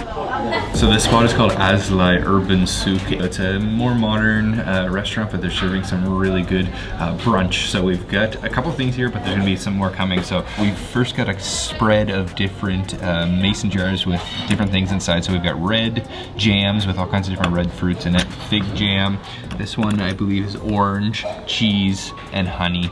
And then we've got a couple different types of bread on the table, all homemade breads with whole wheat. And then these little chocolate croissants too, look at that. Let's try this out. Oh man, that is freshly baked. That's good. So I'm gonna try out one of these jams. First the red jam here. Oh, all homemade too, which is so nice. Looks like there's probably some strawberries in here for sure. Maybe some pomegranate, different red fruits. That is a really, really flavorful jam, and it doesn't taste like they put very much sugar in it. It's not very sweet, it's just the natural flavors. Definitely a lot of strawberries in there. And then the bread is so flaky. It's really nice with the jam. This time I'm gonna go for the cheese and the honey. Cheese served right in the little mason jar. It looks like a very soft cheese, oh yeah. Almost like a Turkish kaymak, clotted cream. Honey here, all homemade, handmade products. Sprinkle it on top. Oh yeah, this is how I like to start my day. Let's try that. Wow, the breads are so good. They're really natural tasting. The cheese has a slight tanginess. It's more of like a cream, sweet, sweet honey. It's almost like a little English muffin. Next round, well, a couple rounds, we've got some incredibly beautifully presented food. This restaurant is doing things on another level. So over here we've got a quinoa base mixed with some chili sauce, there's some vegetables, and then smoked salmon all encasing a very soft boiled egg with some green pea sauce drizzled on top. So very, very good looking. Over here this is a quiche, a little bit of a salad on top. There's some smoked chicken inside, and I love the presentation. The plate is so cool. And then back here we've got a tagine, of course, and this is a tagine with the riad, which is the preserved beef, and then there's tomato and egg in there as well. Wow, this all just looks so good. This restaurant is truly doing things on another level. Let's dig in. All right, I'm gonna dig into this. I never know how to eat these things because they're so beautiful. I don't want to destroy it. There I go, destroying it, but look at that. Oh wow, you can see that soft boiled egg on the inside. Super, super soft. Of course, some of that sauce and then some of the quinoa base there, and try it. Oh, just like that.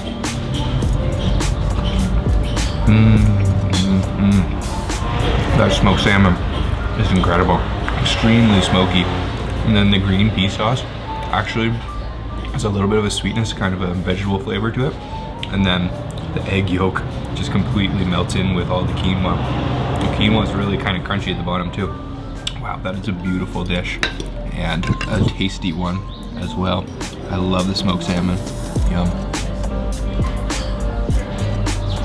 All right, next up is the quiche, and part of the reason I stick with street food is because I never know how to eat these things, so I'll kind of collapse this a little bit. And this quiche has been stuffed with smoked chicken, cheese, a couple different things. Oh yeah, let's try.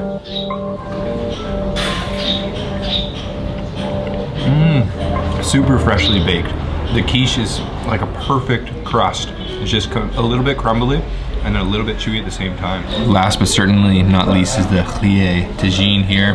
This beef that's preserved in its own fat with eggs and tomato.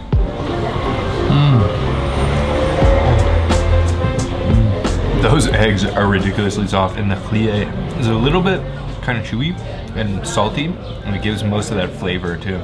and it's really incredible just to see the contrast to all of these super traditional foods and street foods that we've been eating all across Morocco. And then we're here in the big city of Marrakesh, and we have these, you know, chef's table style dishes, really beautifully presented, really delicious flavors.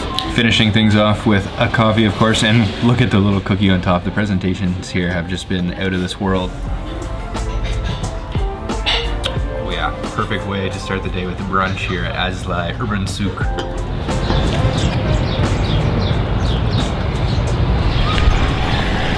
Wow, what a way to start the day. That brunch was amazing. It's so nice to change things up from all the very traditional foods we've had to have something a little bit more contemporary. So now we're heading deep into the Medina of Marrakesh.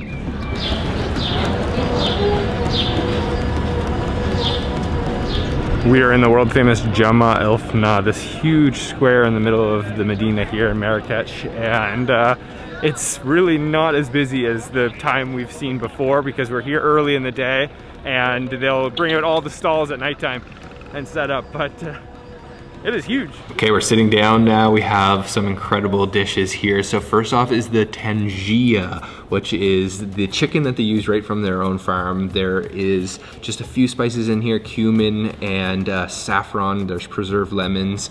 And then we've got a spread of different salads here. This one's bakula, takchuka, zalouk, carrots, and caramelized pumpkin. And then back here, a beautiful tagine of beef and prunes topped with some fried almonds, sesame seeds. Wow, this looks so, so good. So let's dig in. So let's try the tagine first with chicken, and they actually use the spleen, that aged butter, also in the tagine. Oh, I just got a big piece of skin here. Let's try it out.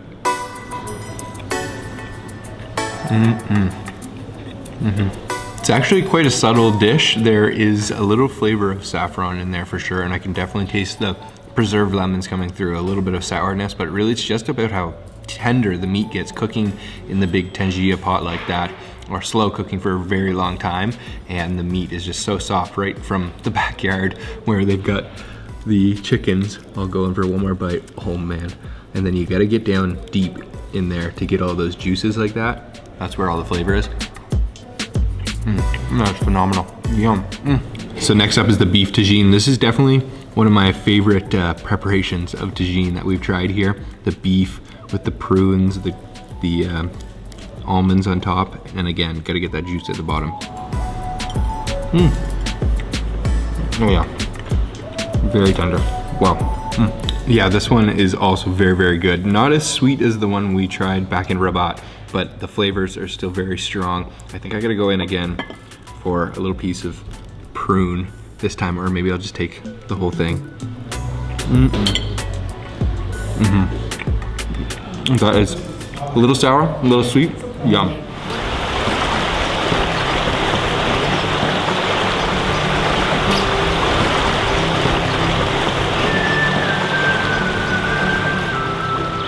So we're making a quick stop at this little alfalfa garden. So we're actually gonna pick some of these up and take them with us to the nomads, and apparently you can just eat it like this.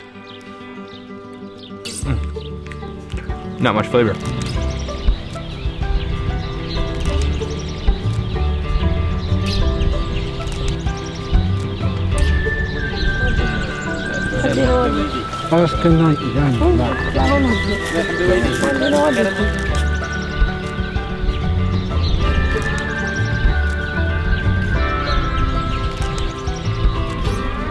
This is a really cool hike. We're stopping along the way once again to pick up some more ingredients for the nomad family.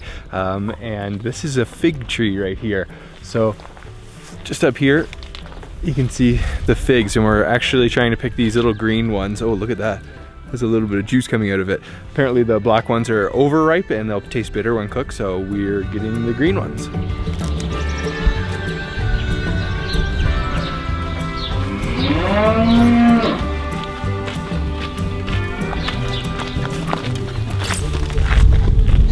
Our hike is going to be about an hour or an hour and a half to reach the mountain nomads. So we have these incredible views on the way though of these really unique rock formations. I think they're caused by the melting of the snow, the rainwater kind of eroding the rock away, and it's famously known as monkey fingers. I guess it kind of resembles some fingers.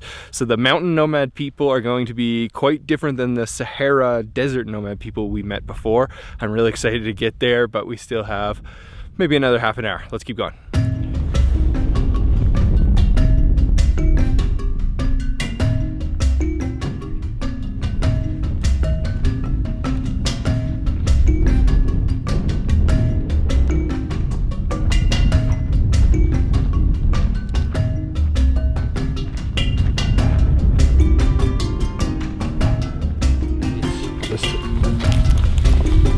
Not the roots. Even though the landscape here is quite barren and dry, there are some edible products that you can find here. So we just picked some fresh oregano, wild oregano, and we're gonna be using that with some of the dishes and some tea. And yeah, if you know what to look for, there actually is quite a bit out here.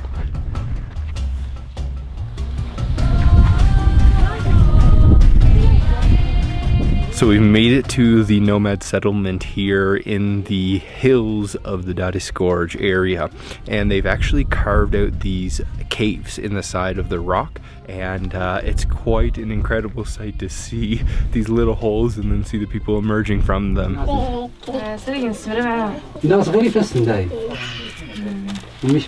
So today this nomadic family is going to be preparing a couscous for us to try. So there's another couscous on this trip, but it's going to be a more simple version and quite different than the other one we tried in the desert. So couscous is very popular for the nomads because it's just easy for them to transport. They don't have to make bread. It gives them that carb. And she's right now just cutting up those figs and the alfalfa that we brought, and I think it's going to be good. Yummy.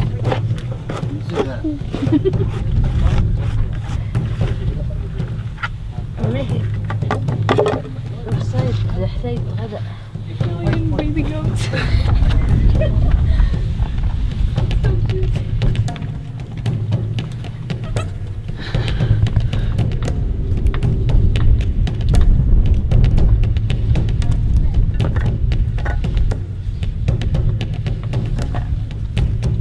So she's finished making the couscous by hand, and now it's going to steam away, and she actually uses a little bit of plastic wrap to seal the water and the couscousier, which is the device that's cooking the couscous, and it'll melt and form a seal.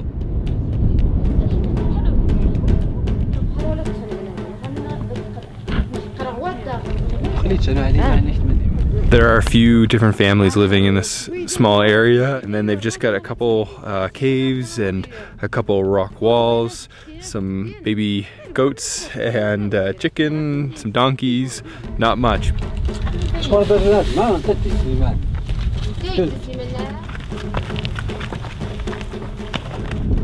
This has become a very eye-opening experience. Life out here is extremely hard. They've been living in this cave here for 4 months, and they're waiting until the end of Ramadan to leave, but they don't even know when Ramadan is, so luckily we were able to tell them that it's going to be in 6 days, and yeah, so they're really not aware of what we're doing, of course, with our cameras, but they're very friendly. We brought them some treats, some candy, some dates, some fruit, so hopefully that helps.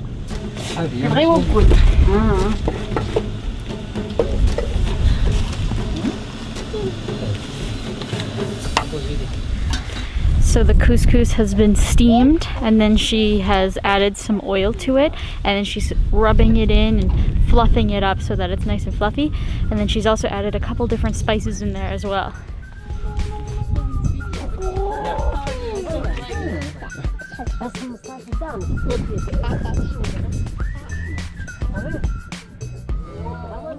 This is Sad here. He's the youngest of the family, and super playful, friendly little guy.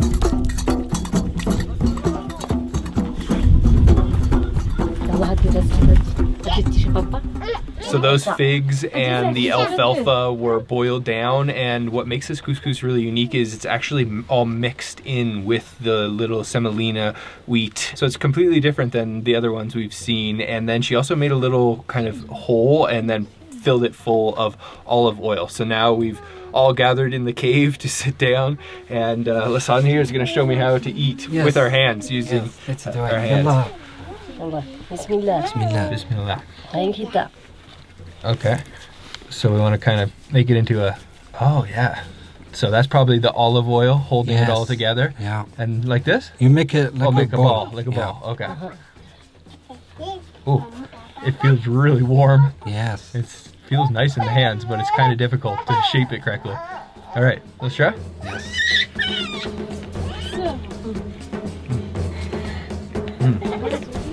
Whoa. It's definitely a little dry, but the couscous is so fluffy. It's very simple. There's not much flavor. I can taste the olive oil. I guess there's some kind of vegetable flavor going on in there. Oh. And of course we have to have some tea.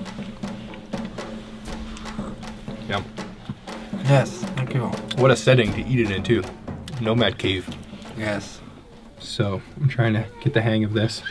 You gotta take it in your hands here and really squeeze it together. Get that olive oil binding all of those little couscous balls together like this. And you really want to pack it firm, because otherwise it'll still fall apart when you try to bring it to your mouth. There we go.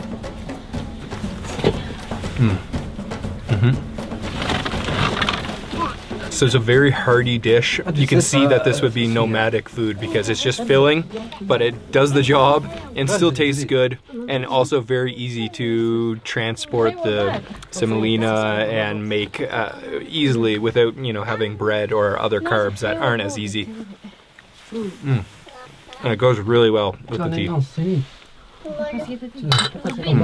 Just finished off with lunch. That was an incredible experience, to say the least. All of us sitting around in the cave in a circle eating a very simple couscous, and you can see the vast contrast from the one we tried in the Sahara Desert, which had a lot more spice, a lot more ingredients. This one was much more simple, and we found all of the ingredients for it on the way here, which was really incredible. We even used that wild oregano in the tea too. Super friendly family, incredible experience in the cave, and delicious food.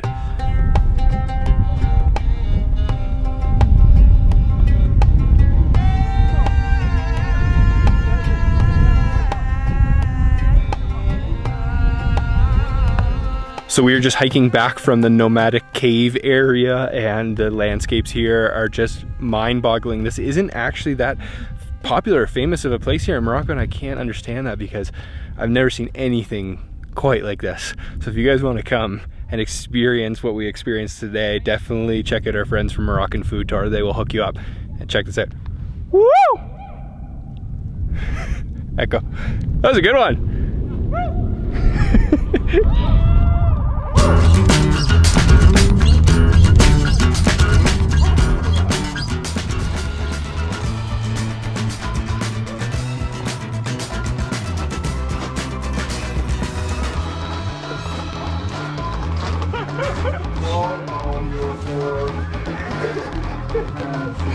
I only have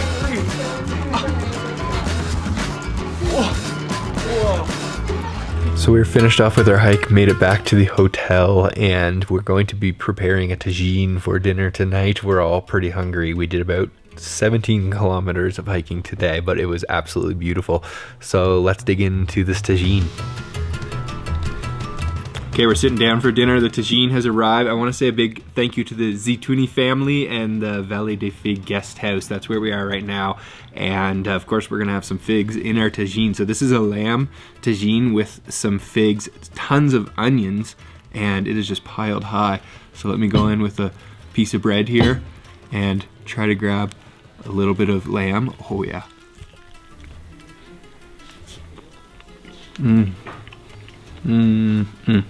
That lamb, super tender and juicy, and those figs are just extremely sweet. They literally taste like caramel. They're incredible, and I can't picture anything better to have at the end of a huge 17-kilometer hike. Oh yeah, than this tagine. Steps. Yeah, that's crazy. 22,000 steps. So let's dig in and enjoy. Thanks, guys.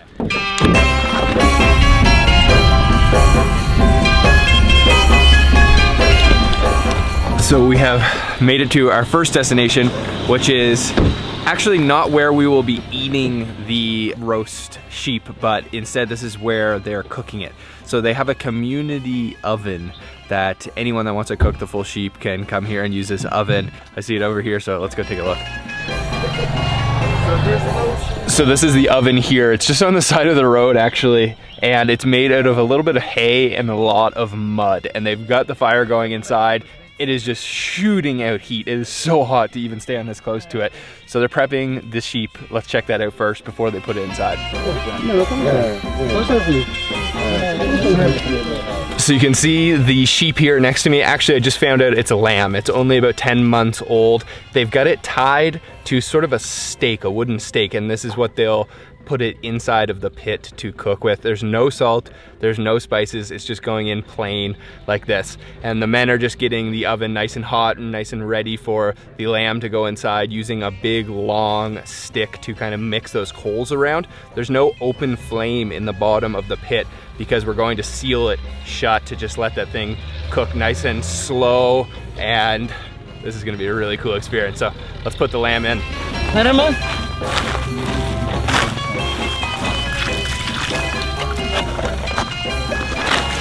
So right now he's using a little bit of mud mixed with dung to seal up the bottom of the pit oven, and we're also going to use that same dung mud mixture to close the top, I believe, as well.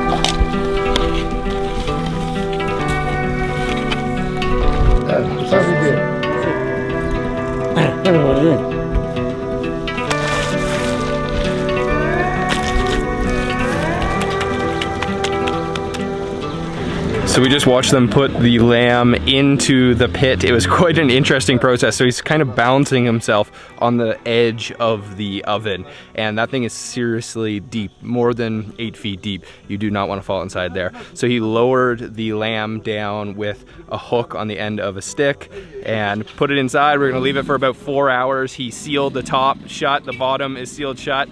It's gonna be good. You could definitely feel the heat coming off of this thing. It's warming up the entire oven all the way to the top, even though that fire is way deep inside of it. So we just peeled the lid back to make sure everything's okay, make sure the lamb didn't fall over on the side or anything. It all looks good, and it's already starting to smell really, really good.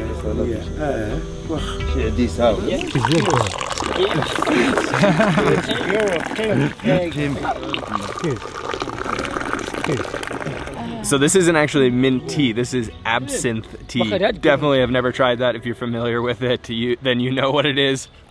Let me try it. Wow, there is a ton of sugar in there. There's so much sugar in there. Oh, that is good though. Nice like black tea flavor, and then a little bit herbally. So we've got 3 different types of olives. One is black, and then 2 green olives, but they're mixed with a different mixture of spice. This one here has, looks like some tomato, or is this chili on this one? Chili. Chili, okay. So good. A little sour, a little salty, a little sweet. This one with coriander. Oh,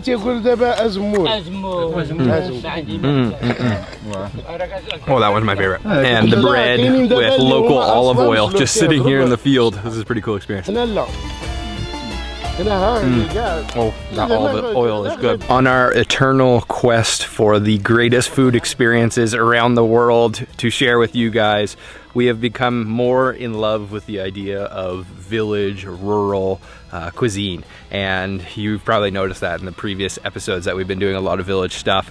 And it's really cool to see the difference between places like Mongolia and Sri Lanka and now in Morocco. Totally different, always friendly people. It's just a beautiful setting. We're sitting under the olive trees, eating fresh olives, fresh olive oil, and drinking some absinthe tea, which is really, really cool, waiting for our lamb to cook.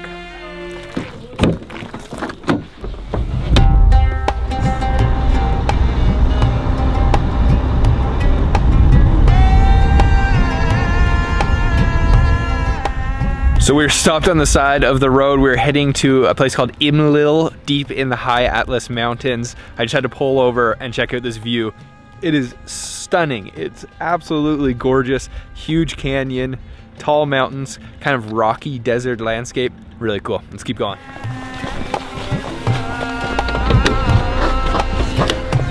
Okay, we are back from Imlil. That was absolutely gorgeous. Morocco is an incredible country for nature. But let's go check on the lamb now.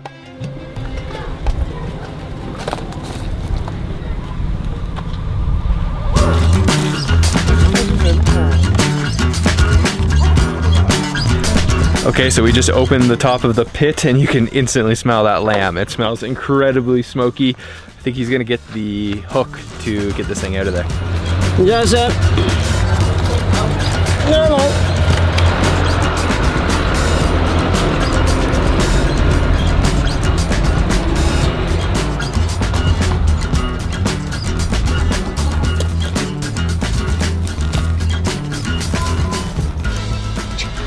So we literally just pulled the lamb out of the oven and he's giving me a piece of the meat. It's super crispy on the outside. There's no spices or anything.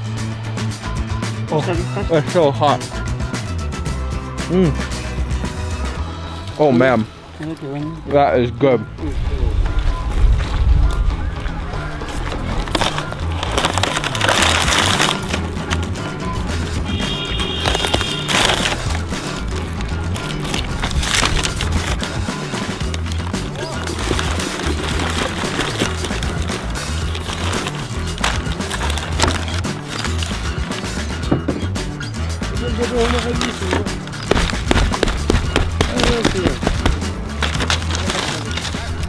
So the lamb is finished. It is absolutely delicious, extremely tender, nothing added. So all you can taste is that natural lamb flavor and then that smokiness from that pit. So we're gonna take it to another family's home to enjoy it with a couple other dishes. We're just wrapping it up and we're gonna head over to their house now. This village is so cool. All of the buildings made of sandstone, all red, and we're on the side of a little hill.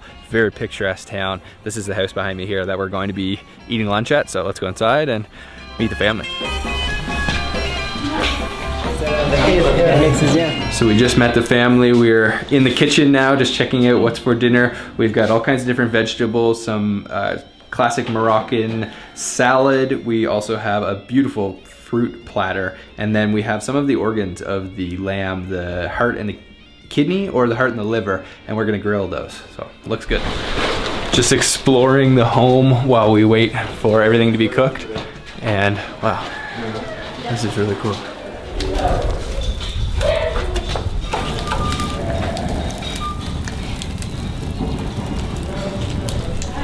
So we're just getting the fire started. We're going to use this fire to grill those liver and heart. One of the reasons I love filming in these villages so much is because of the authenticity. There's no corners cut. All of the things are from scratch, and you can really only see those true ways if you come into the village where things have not changed for many, many of years. And this Berber village here in Morocco is no exception. Nothing is artificial here. This is all the real deal.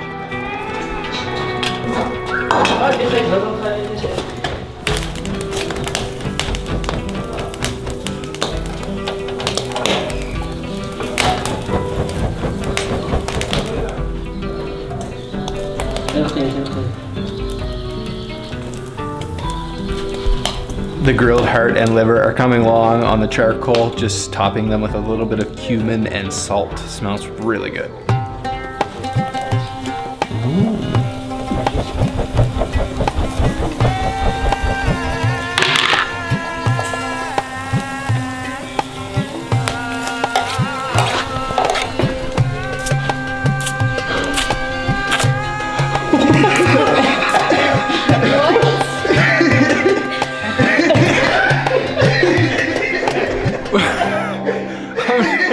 I'm not exactly sure what I just saw, but he heated the knife up very, very, very hot and then put it on his tongue several times. This is crazy. Okay, just He must not have very many taste buds left after that, I don't think.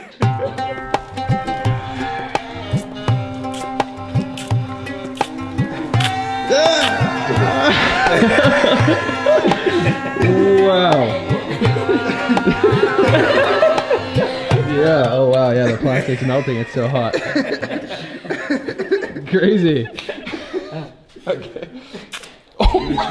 But the indigenous communities of the Berbers stretch all across northern Africa, and this lamb dish that we're cooking is Berber style, so it's not necessarily typical Moroccan food, but it's mainly just North African food.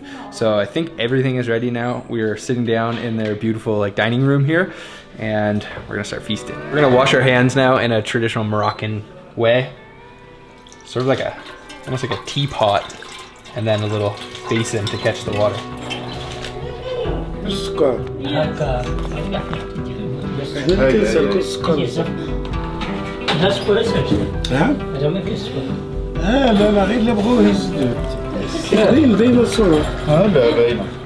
The food has all arrived. We have 2 tables full of delicious looking Moroccan food. So many good dishes. So let me try to introduce everything to you. So here is the grilled heart and liver on skewers.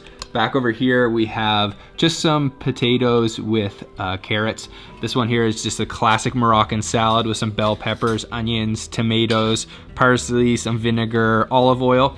This is the eggplant that has been boiled, mixed with a little bit of smoked red paprika and also some tomatoes. And then we've got lots of Moroccan bread, of course. And then I cannot forget the entire roasted lamb. Look at this thing, it is huge.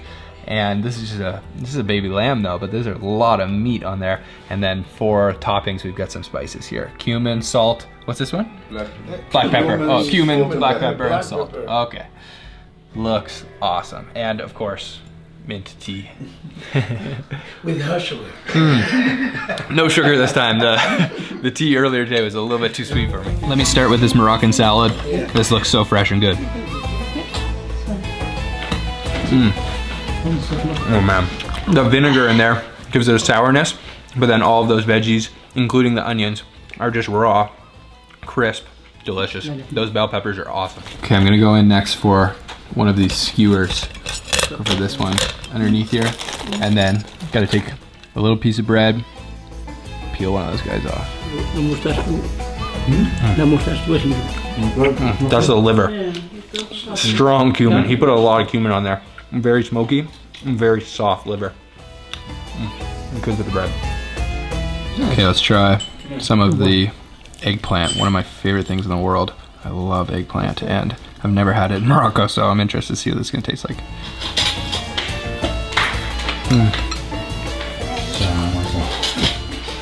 That is phenomenal. Wow, that's so good. That is so good. Like I said, eggplant's my favorite, and this is gonna be one of the best ways I've ever had it prepared. It's so soft. You can taste that smoky, not spicy, but a little bit sweet paprika actually. And then those eggplants are just completely fall apart, melt in your mouth, just like liquid. Wow, that's so good. Look at this.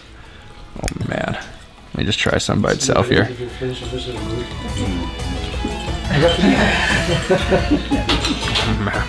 Wow.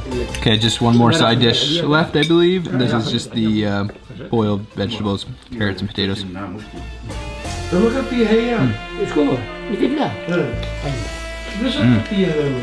little bit of cilantro on top there. They're served cold, so it's nice and refreshing. Simple, delicious.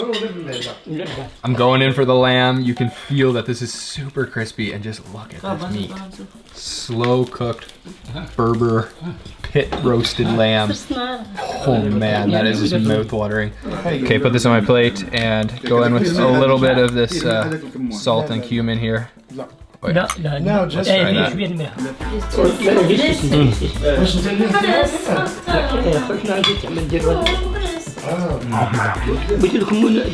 Wow, that exterior is so crispy and chewy and held together well from almost being pressurized when it was cooked, because it was sealed off so tight. No air let in or out. But then the inside is extremely tender, kind of stringy, like almost fall apart. Look at that. Wow.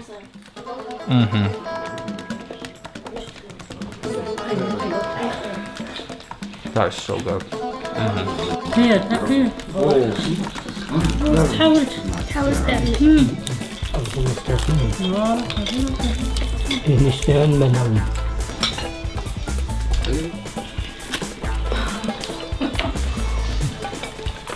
The skin has got to be one of my favorite parts. It's got this thin layer of fat underneath it and just super smoky, crispy on the outside. We're all sitting around just digging into this lamb with our hands. It's very reminiscent of Mongolia, but I have to say the flavors here are just way better. The cumin, the salt, all the spices, all the side dishes.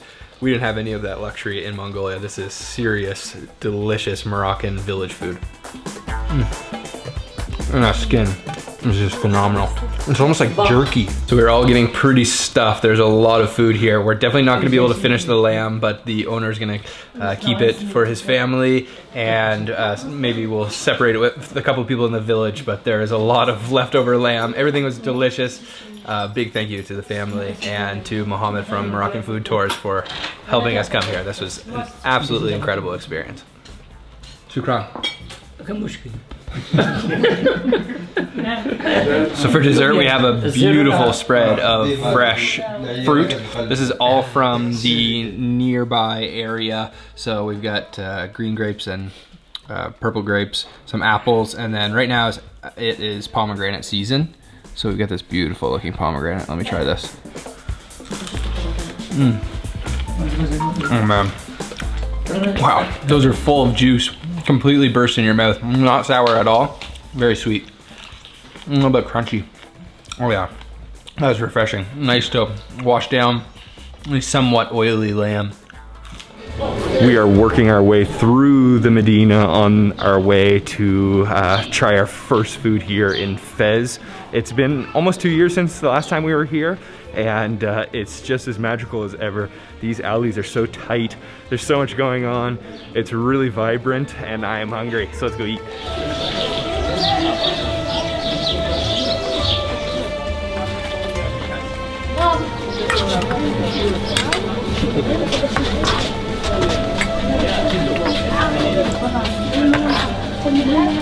Our first stop here is a true hole in the wall, and he's got a couple dairy products, and we've ordered up the traditional Moroccan yogurt here, served in a glass. It looks super creamy. I'm gonna try not to spill any and grab some off the top. Oh yeah, let me try this. Oh wow. It's very light, like no sourness really, and I think you put a little bit of sugar in there. It actually just kind of tastes like milk solid almost. It's more milky than tangy like yogurt, and super refreshing, served nice and cold. Right in the alleyways of the Medina. Super cool little shop. These Medina streets are so narrow. This one's only 50 centimeters. Apparently it is the smallest of all these streets and alleys, all 9,400 about of them. And you really gotta see this to understand how crazy it is. Luckily, not all of the streets are that narrow. Otherwise, after too much Moroccan food, I don't know if I'm gonna be able to fit through those anymore.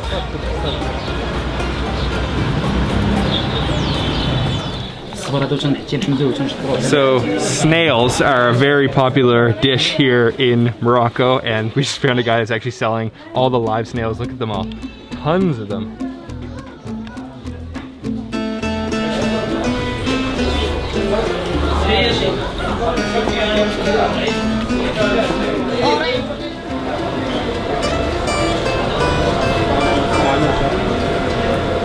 There's a lot going on in the Medina, and one of the most interesting stalls is the camel stall. So they've always got a camel head or two hanging up here, and then check this out too. This is fat right from the hump of the camel.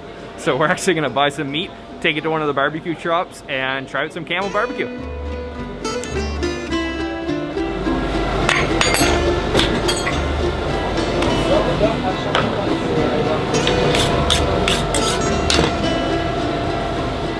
So we got some of the camel meat ground with a bunch of different spices, some herbs, and it's a really, really red, muscular looking meat. As you can imagine, these things are huge. Looks good. Nice. Shukran, thank you.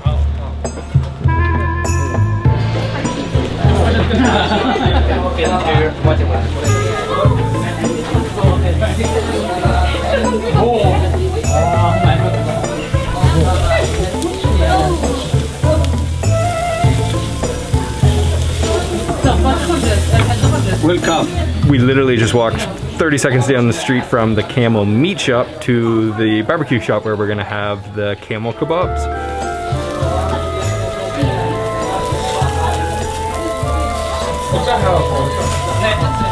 You use for your hair? Yeah, you. For you? Not me. I am bald. Well, works for the kebabs.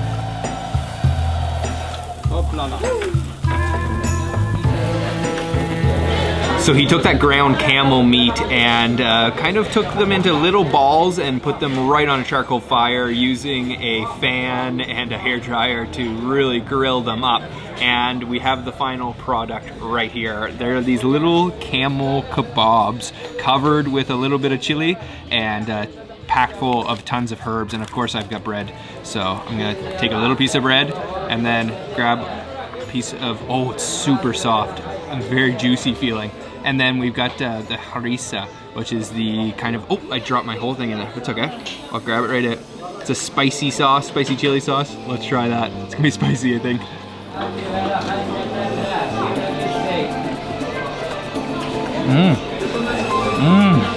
That is super, super good. Yum. That is surprisingly juicy. It's just completely gushing with camel juices, and it's really, really smoky. It's a little bit spicy with the harissa, but it's not as spicy as some of the other ones we've tried in Morocco. We've got a little friend over here. I really want some camel. You want some camel? Look at this platter of camel meat. Honestly, it doesn't taste that much different than the beef or, you know, anything like that, lamb, but maybe a little bit of a gaminess coming. I think I can actually taste the hump. Just kidding. Oh, it is really good. Really juicy. Oh, we got more cats now. Look.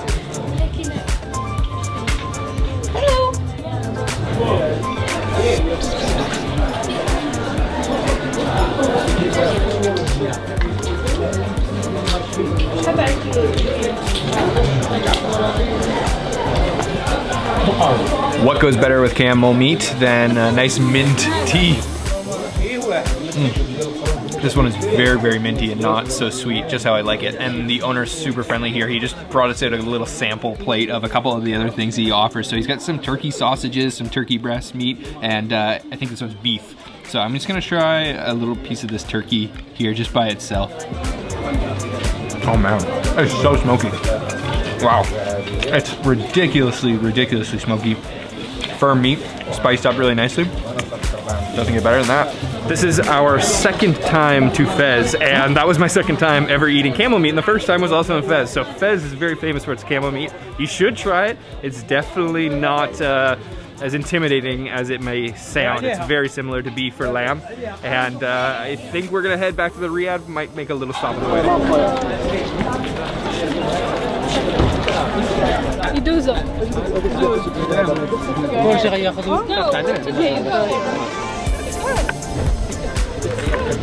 So we're right by the gate, and there's this man selling cactus fruit. It's a very popular little stall. There's a couple different kinds, and this is the more purple kind.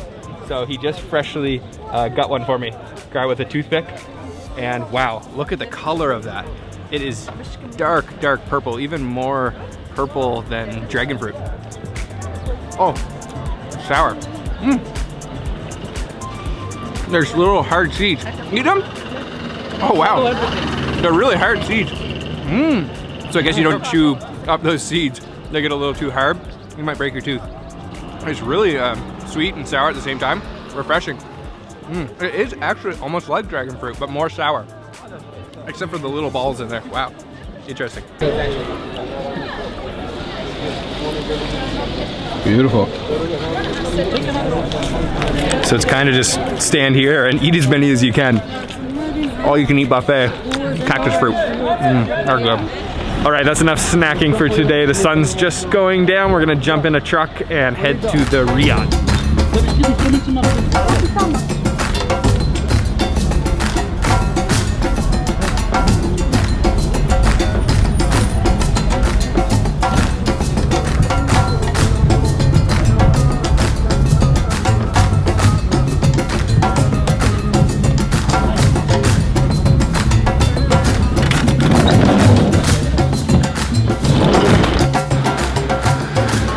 So we've made it back to the Riad. This is a really cool place. You definitely want to try to stay at a Riad when you're visiting Morocco. This one's called Riad Jardin Shifa, and it's got the traditional tiling, almost mosaic style. And we have this beautiful garden here with some fresh oranges, and they're going to be preparing us a special meal that they still haven't told us what it is yet, so I'm excited to find out. So we just walked in the kitchen to find out what we're having for dinner, and it's a very traditional Fez style dish of stuffed beef spleen. So there's minced beef meat and some liver, all kinds of different spices. There's some eggs, some olives, and then she's gonna mix it all together and actually stuff it into the spleen, and then it bakes for about an hour, hour and a half. But I've definitely never heard of this dish, so I'm interested to try it out.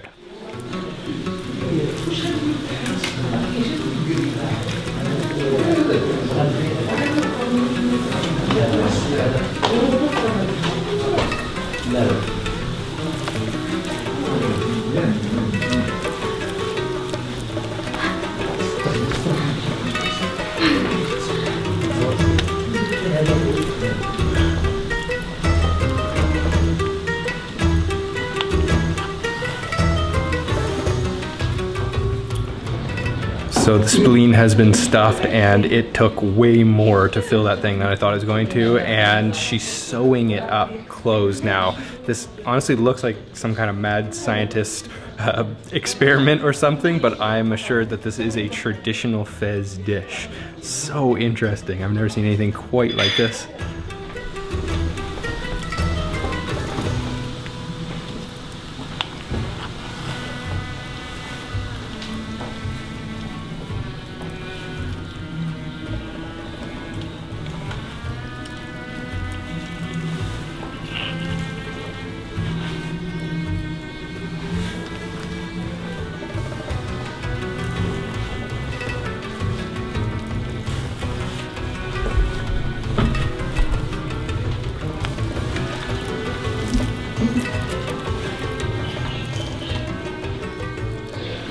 After she finished sewing up the stuffed spleen, she covered it in a little bit of tin foil, and that's gonna go right into the oven for at least an hour and a half, probably more like 2, and then we're gonna have to let it sit for a little bit so we have some time to wait. We're gonna have some tea, of course, while we wait.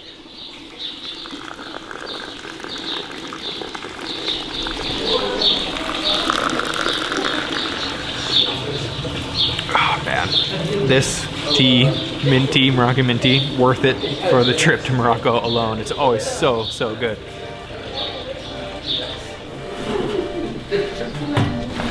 Wow.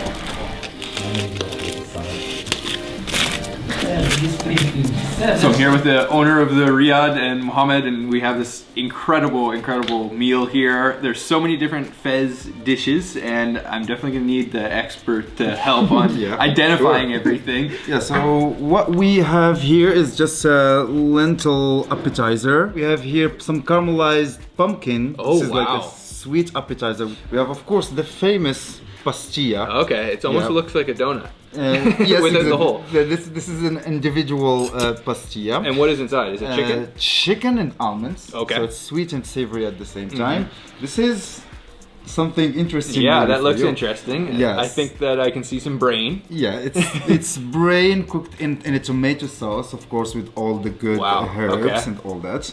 And what about this one here? This is really interesting looking. Yeah, this is just a cucumber, like shredded cucumber with some thyme. So we have here al-baqula, which is watercress, watercress or Swiss chard. Yeah, and then some olives and some olives and preserved lemon, lemon, of course.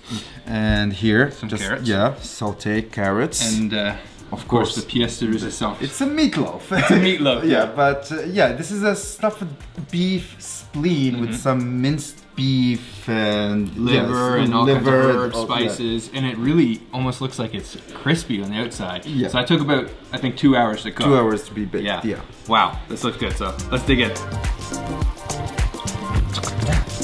All right, let's try. I think I gotta go for some of the filling and some of the spleen. Yeah, oh yeah, I got a big piece here.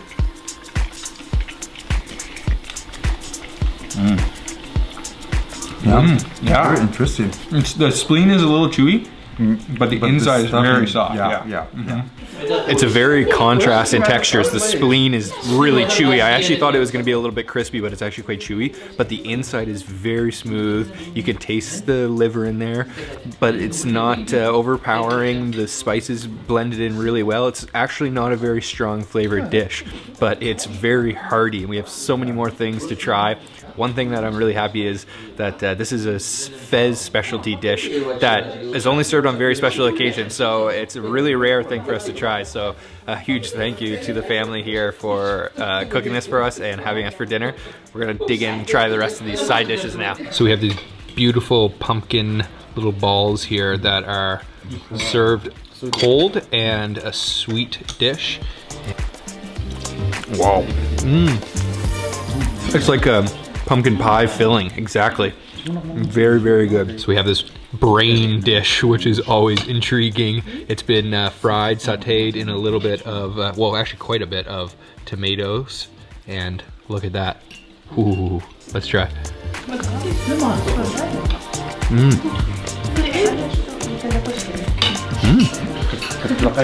You can't even taste the brain. It's just so creamy. It's the same texture as the tomato sauce. It completely melts. Very, very tart from the tomatoes. And a little bit of saltiness in there as well. This is the baqula. It's the Swiss chards. There's a lot more than meets the eye with this dish. All of these dishes are very particular to Fez, which is such an interesting thing. We're definitely not going to find similar dishes like this outside of Fez, so you got to try them when you're here.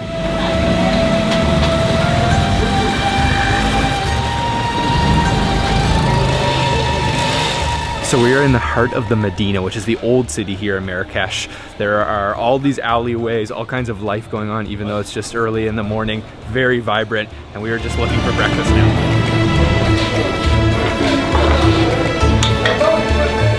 So we found our first spot for breakfast today. It is a packed out little shop, and they're serving bisara, which is a fava bean soup with olive oil and then butter. And he's got this traditional clay pot that he is scooping the bisara out of, this big round pot. Really, really cool. So we're gonna order up the bisara and then head upstairs to eat. We have our soup now. This looks really good. So it's served, of course, with bread. Everything, I think, here in Morocco is served with bread, but this is what I'm really looking forward to trying. This is the bisara. It's got about 2 centimeters of olive oil on the top. There is some butter inside, and then it's just a fava bean mash. So you can see that nice yellow color. Mix that olive oil all around, get it nice and saturated. Oh yeah, you can see. Oh wow, that looks so good. There's so much olive oil in there. Oh man, that is really, really good. That olive oil has a strong flavor too. The soup itself is completely creamy. None of those fava beans are left over unmashed. Not too much flavor really. It's just olive oil and kind of bean flavor, and really hearty for breakfast. So we just popped into this traditional bakery, and the way that this place works is really, really interesting. This is kind of a community oven. So the women at the house will make the dough, and then they just bring their uncooked bread dough here to the bakery, and then the men here will actually cook their bread to perfection. You come back later in the day, pick it up. Really cool concept.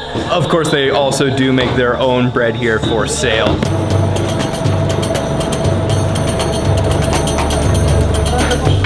That's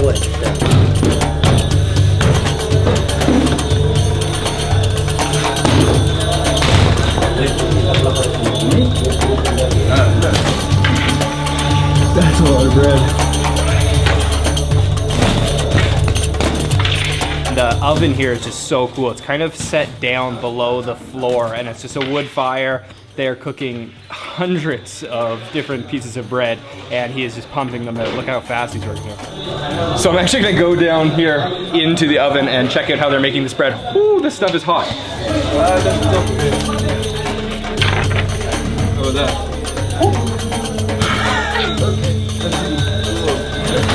Alright, I'm covered in black shit now. Oh no.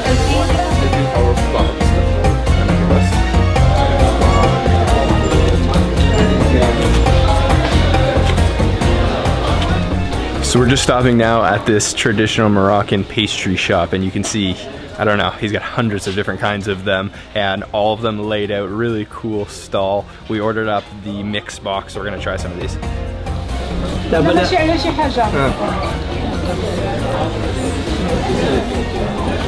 Here's our box. You can see all of these different sweets, and they're all coated in sugar syrup. And I'm gonna try this one right here. This one has almond paste inside, and then you can see these kind of shredded strips of phyllo dough on the outside. Let's try it.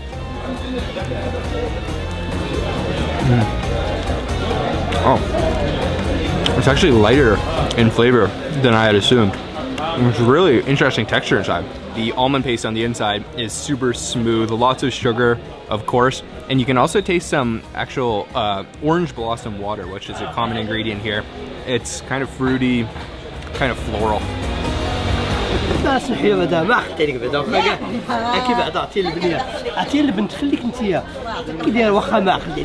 Those are really, really good. All natural ingredients, and supposedly this is the first pastry shop in all of Marrakesh. We have enough pastries to last the full day, so I think we're gonna save these for later and keep going, see what else.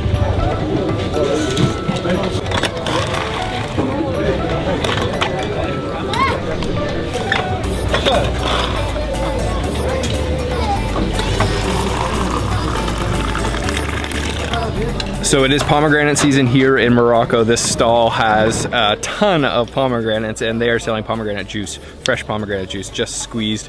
Let's try it.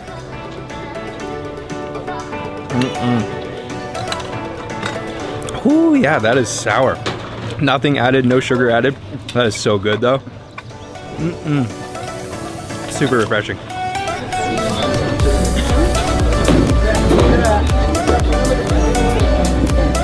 Here you go, Mohammed. Thank you so much. Very good. Very good, yeah. You definitely want to stay hydrated here in Morocco. It's supposed to go up to 40 degrees Celsius today, so that pomegranate juice was certainly nice.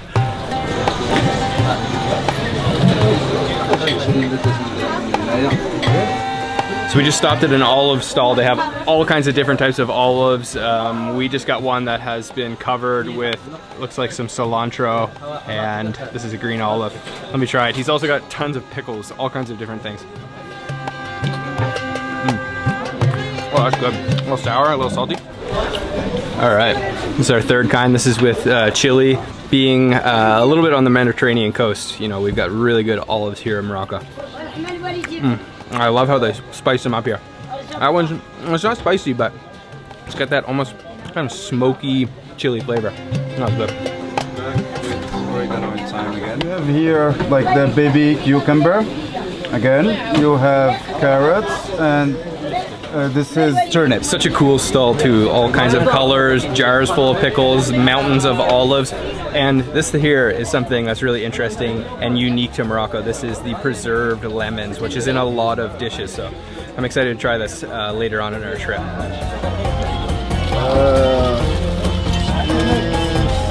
We were just walking down one of the alleyways and we're completely overcome with the smell of mint. So here in Morocco, mint tea is the national drink. We haven't actually had any yet, but here we're at a stall with all kinds of different mint. So down here, this is spearmint. This one over here is called wool mint. This is sage. Up here, this is wild mint. And then back over here, we have peppermint right over here. So all kinds of different mint. I wish you guys could smell this. It smells so good, so refreshing. There's just so much to eat here in Marrakesh. The streets are just lined with street food. I think we're gonna grab another juice. Hi everyone. Hi from number 23. Number 23. The best orange juice in town. Please make sure to put like button and subscribe. Let's try some of this Moroccan orange juice. It feels nice and cold.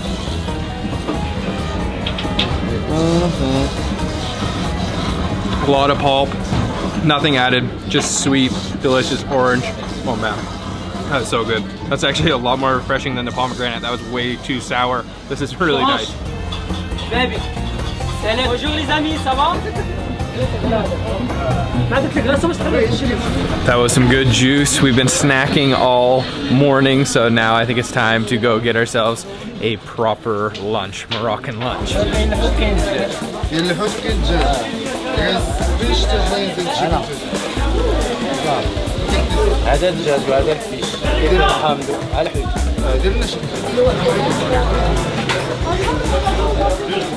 We're in a part of the Medina now that has all kinds of different shops selling all kinds of different Moroccan street food. So you can sit down at any one of the shops and then order from any of the shops and they'll bring the food to your seat. So we're looking at what looks good now and we're gonna sit down and then order.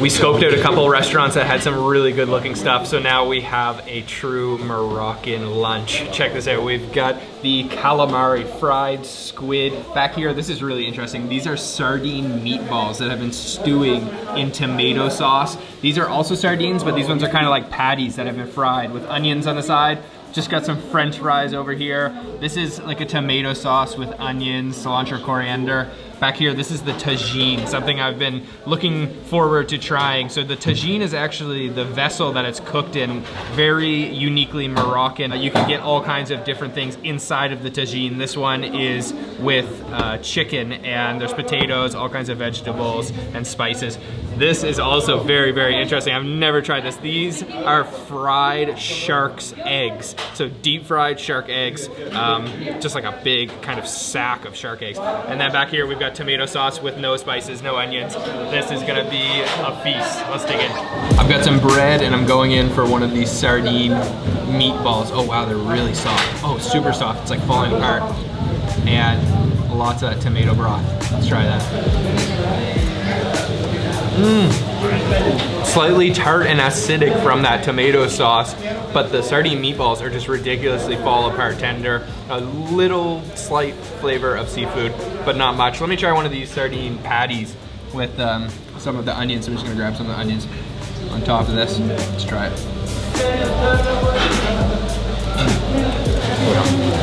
Those are spiced up nicely, a little crispy on the outside. Okay, let's try this chicken tagine. I'm gonna move some of these potatoes away so we can see what's going on underneath here. There's like some chicken hiding in here. Oh yeah, there we go.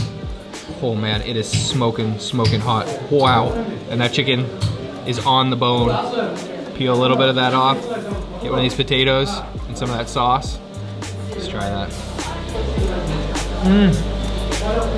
Oh man, that is so good too, wow. That might be my favorite thing so far of the day.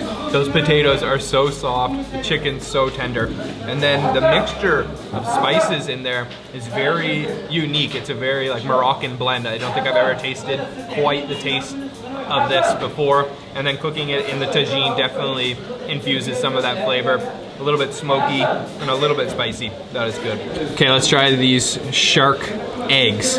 Definitely, I've never tried this before. I've had smoked shark in Taiwan, but never had shark eggs. Oh man, look at that. Look at that. I'm gonna dip this in this tomato sauce here. Try not to lose all those eggs. Let's try that.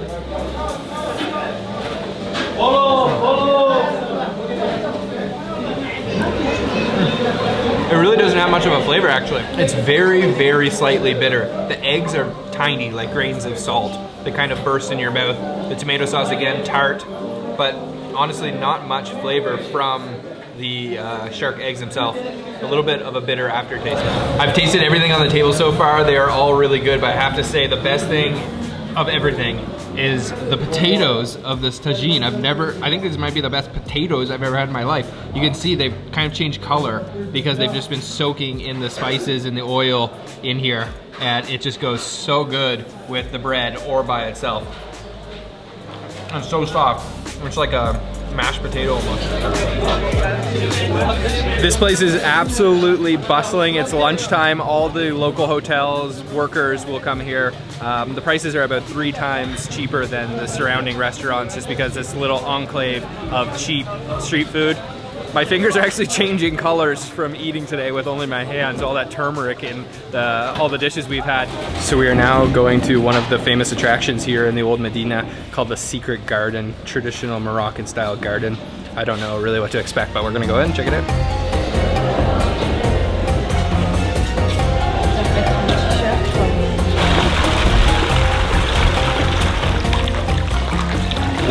So this is a beautiful garden, but it's got more than just plants. There is a very interesting and unique mechanism for transporting the water throughout this whole complex. So back in the day, it was a luxury to have water inside of a building, and this was a very ancient system of moving the water totally mechanically with no electricity.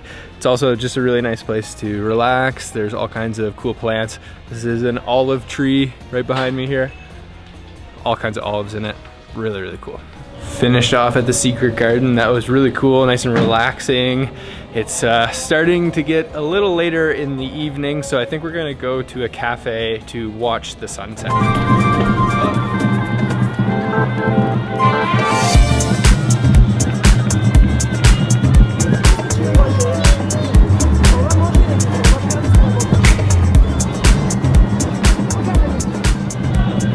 So you can see this square behind me here. This is called Jama El Fna, and you can hear all of the noise of everything going on down there. There's tons of street food, there's tons of snake charmers, all kinds of musicians. We're just gonna watch the sunset from this terrace here, and then we're gonna go down and check it out, do a little bit more eating tonight.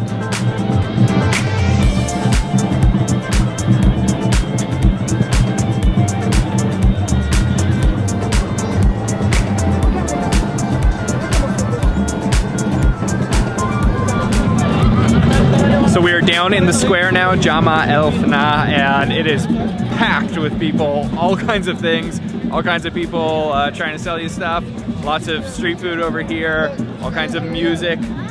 It's quite lively. We are looking for a snack.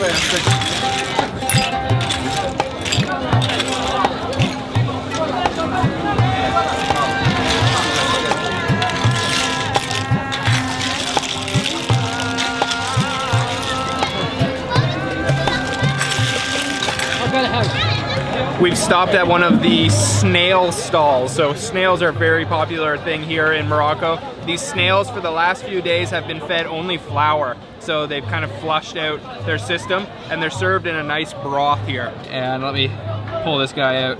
Look at that. Wow. All right, let's try. Oh yeah, that was good. The flavor of that broth is incredible. There's so many spices and herbs mixed into that broth. It is super powerful flavor. And then the snail itself doesn't have much. It's an interesting sort of like chewy and creamy texture because it's been fed that flour. So the insides are a little bit smooth, but then chewy on the outside. Really good. Look at all these snails. Some of them are huge, and then some of them are pretty small. But one thing I definitely want to do is just try some of this broth.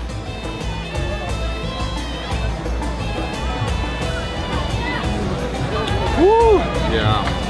That will wake you up. Kicking it, yeah. Yeah, that is super, super strong. There is a lot of flavor packed into that soup. This place is a lot of fun. There is so much to see and do. I think we got room for one more thing today, but I am pretty stuffed after a full day of eating, but we're gonna do it.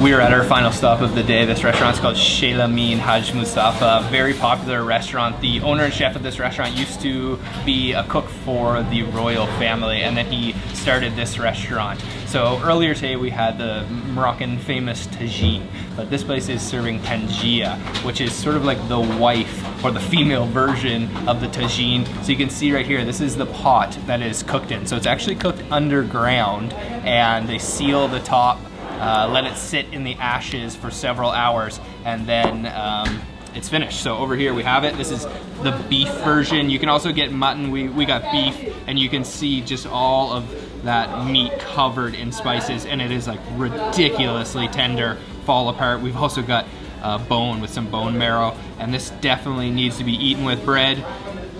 So let me grab some of this. I'm just gonna dig right in. This looks so good. Oh man, that is super, super tender. And get some of that oil. Look at that. That is beautiful. Wow.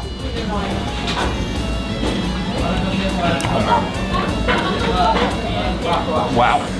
That is exquisite. Absolutely delicious. Instantly, the first flavor that hits my mouth is the flavor of those preserved lemons. So earlier we saw those pickled lemons, and they really come through in this dish, a little bit sour and very citrusy flavored. And then the oiliness and tenderness of that beef is just melt in your mouth. There's so many different spices going on there, I can't even begin to name them all. This is just absolutely beautiful. There's so much meat here. You can order it per weight, so you can order, you know, I think this is a 1/4 kilo, and you can go as much as you want. Oh man, look at that, that is beautiful. Oh wow. Okay, let me go in for some of this bone marrow. Look at this. Oh, no effort needed. Okay, that is seriously soft. Look at it. Oh, I can't even pick it up. It's just melting in the oil. Okay, I've got a little bit of it. Let me try to get a little bit more. Oh, there we go. Okay, let's try. Oh no. There. Wow. That is no longer a solid. That is completely liquid. Wow. The flavor of this is just undescribably delicious.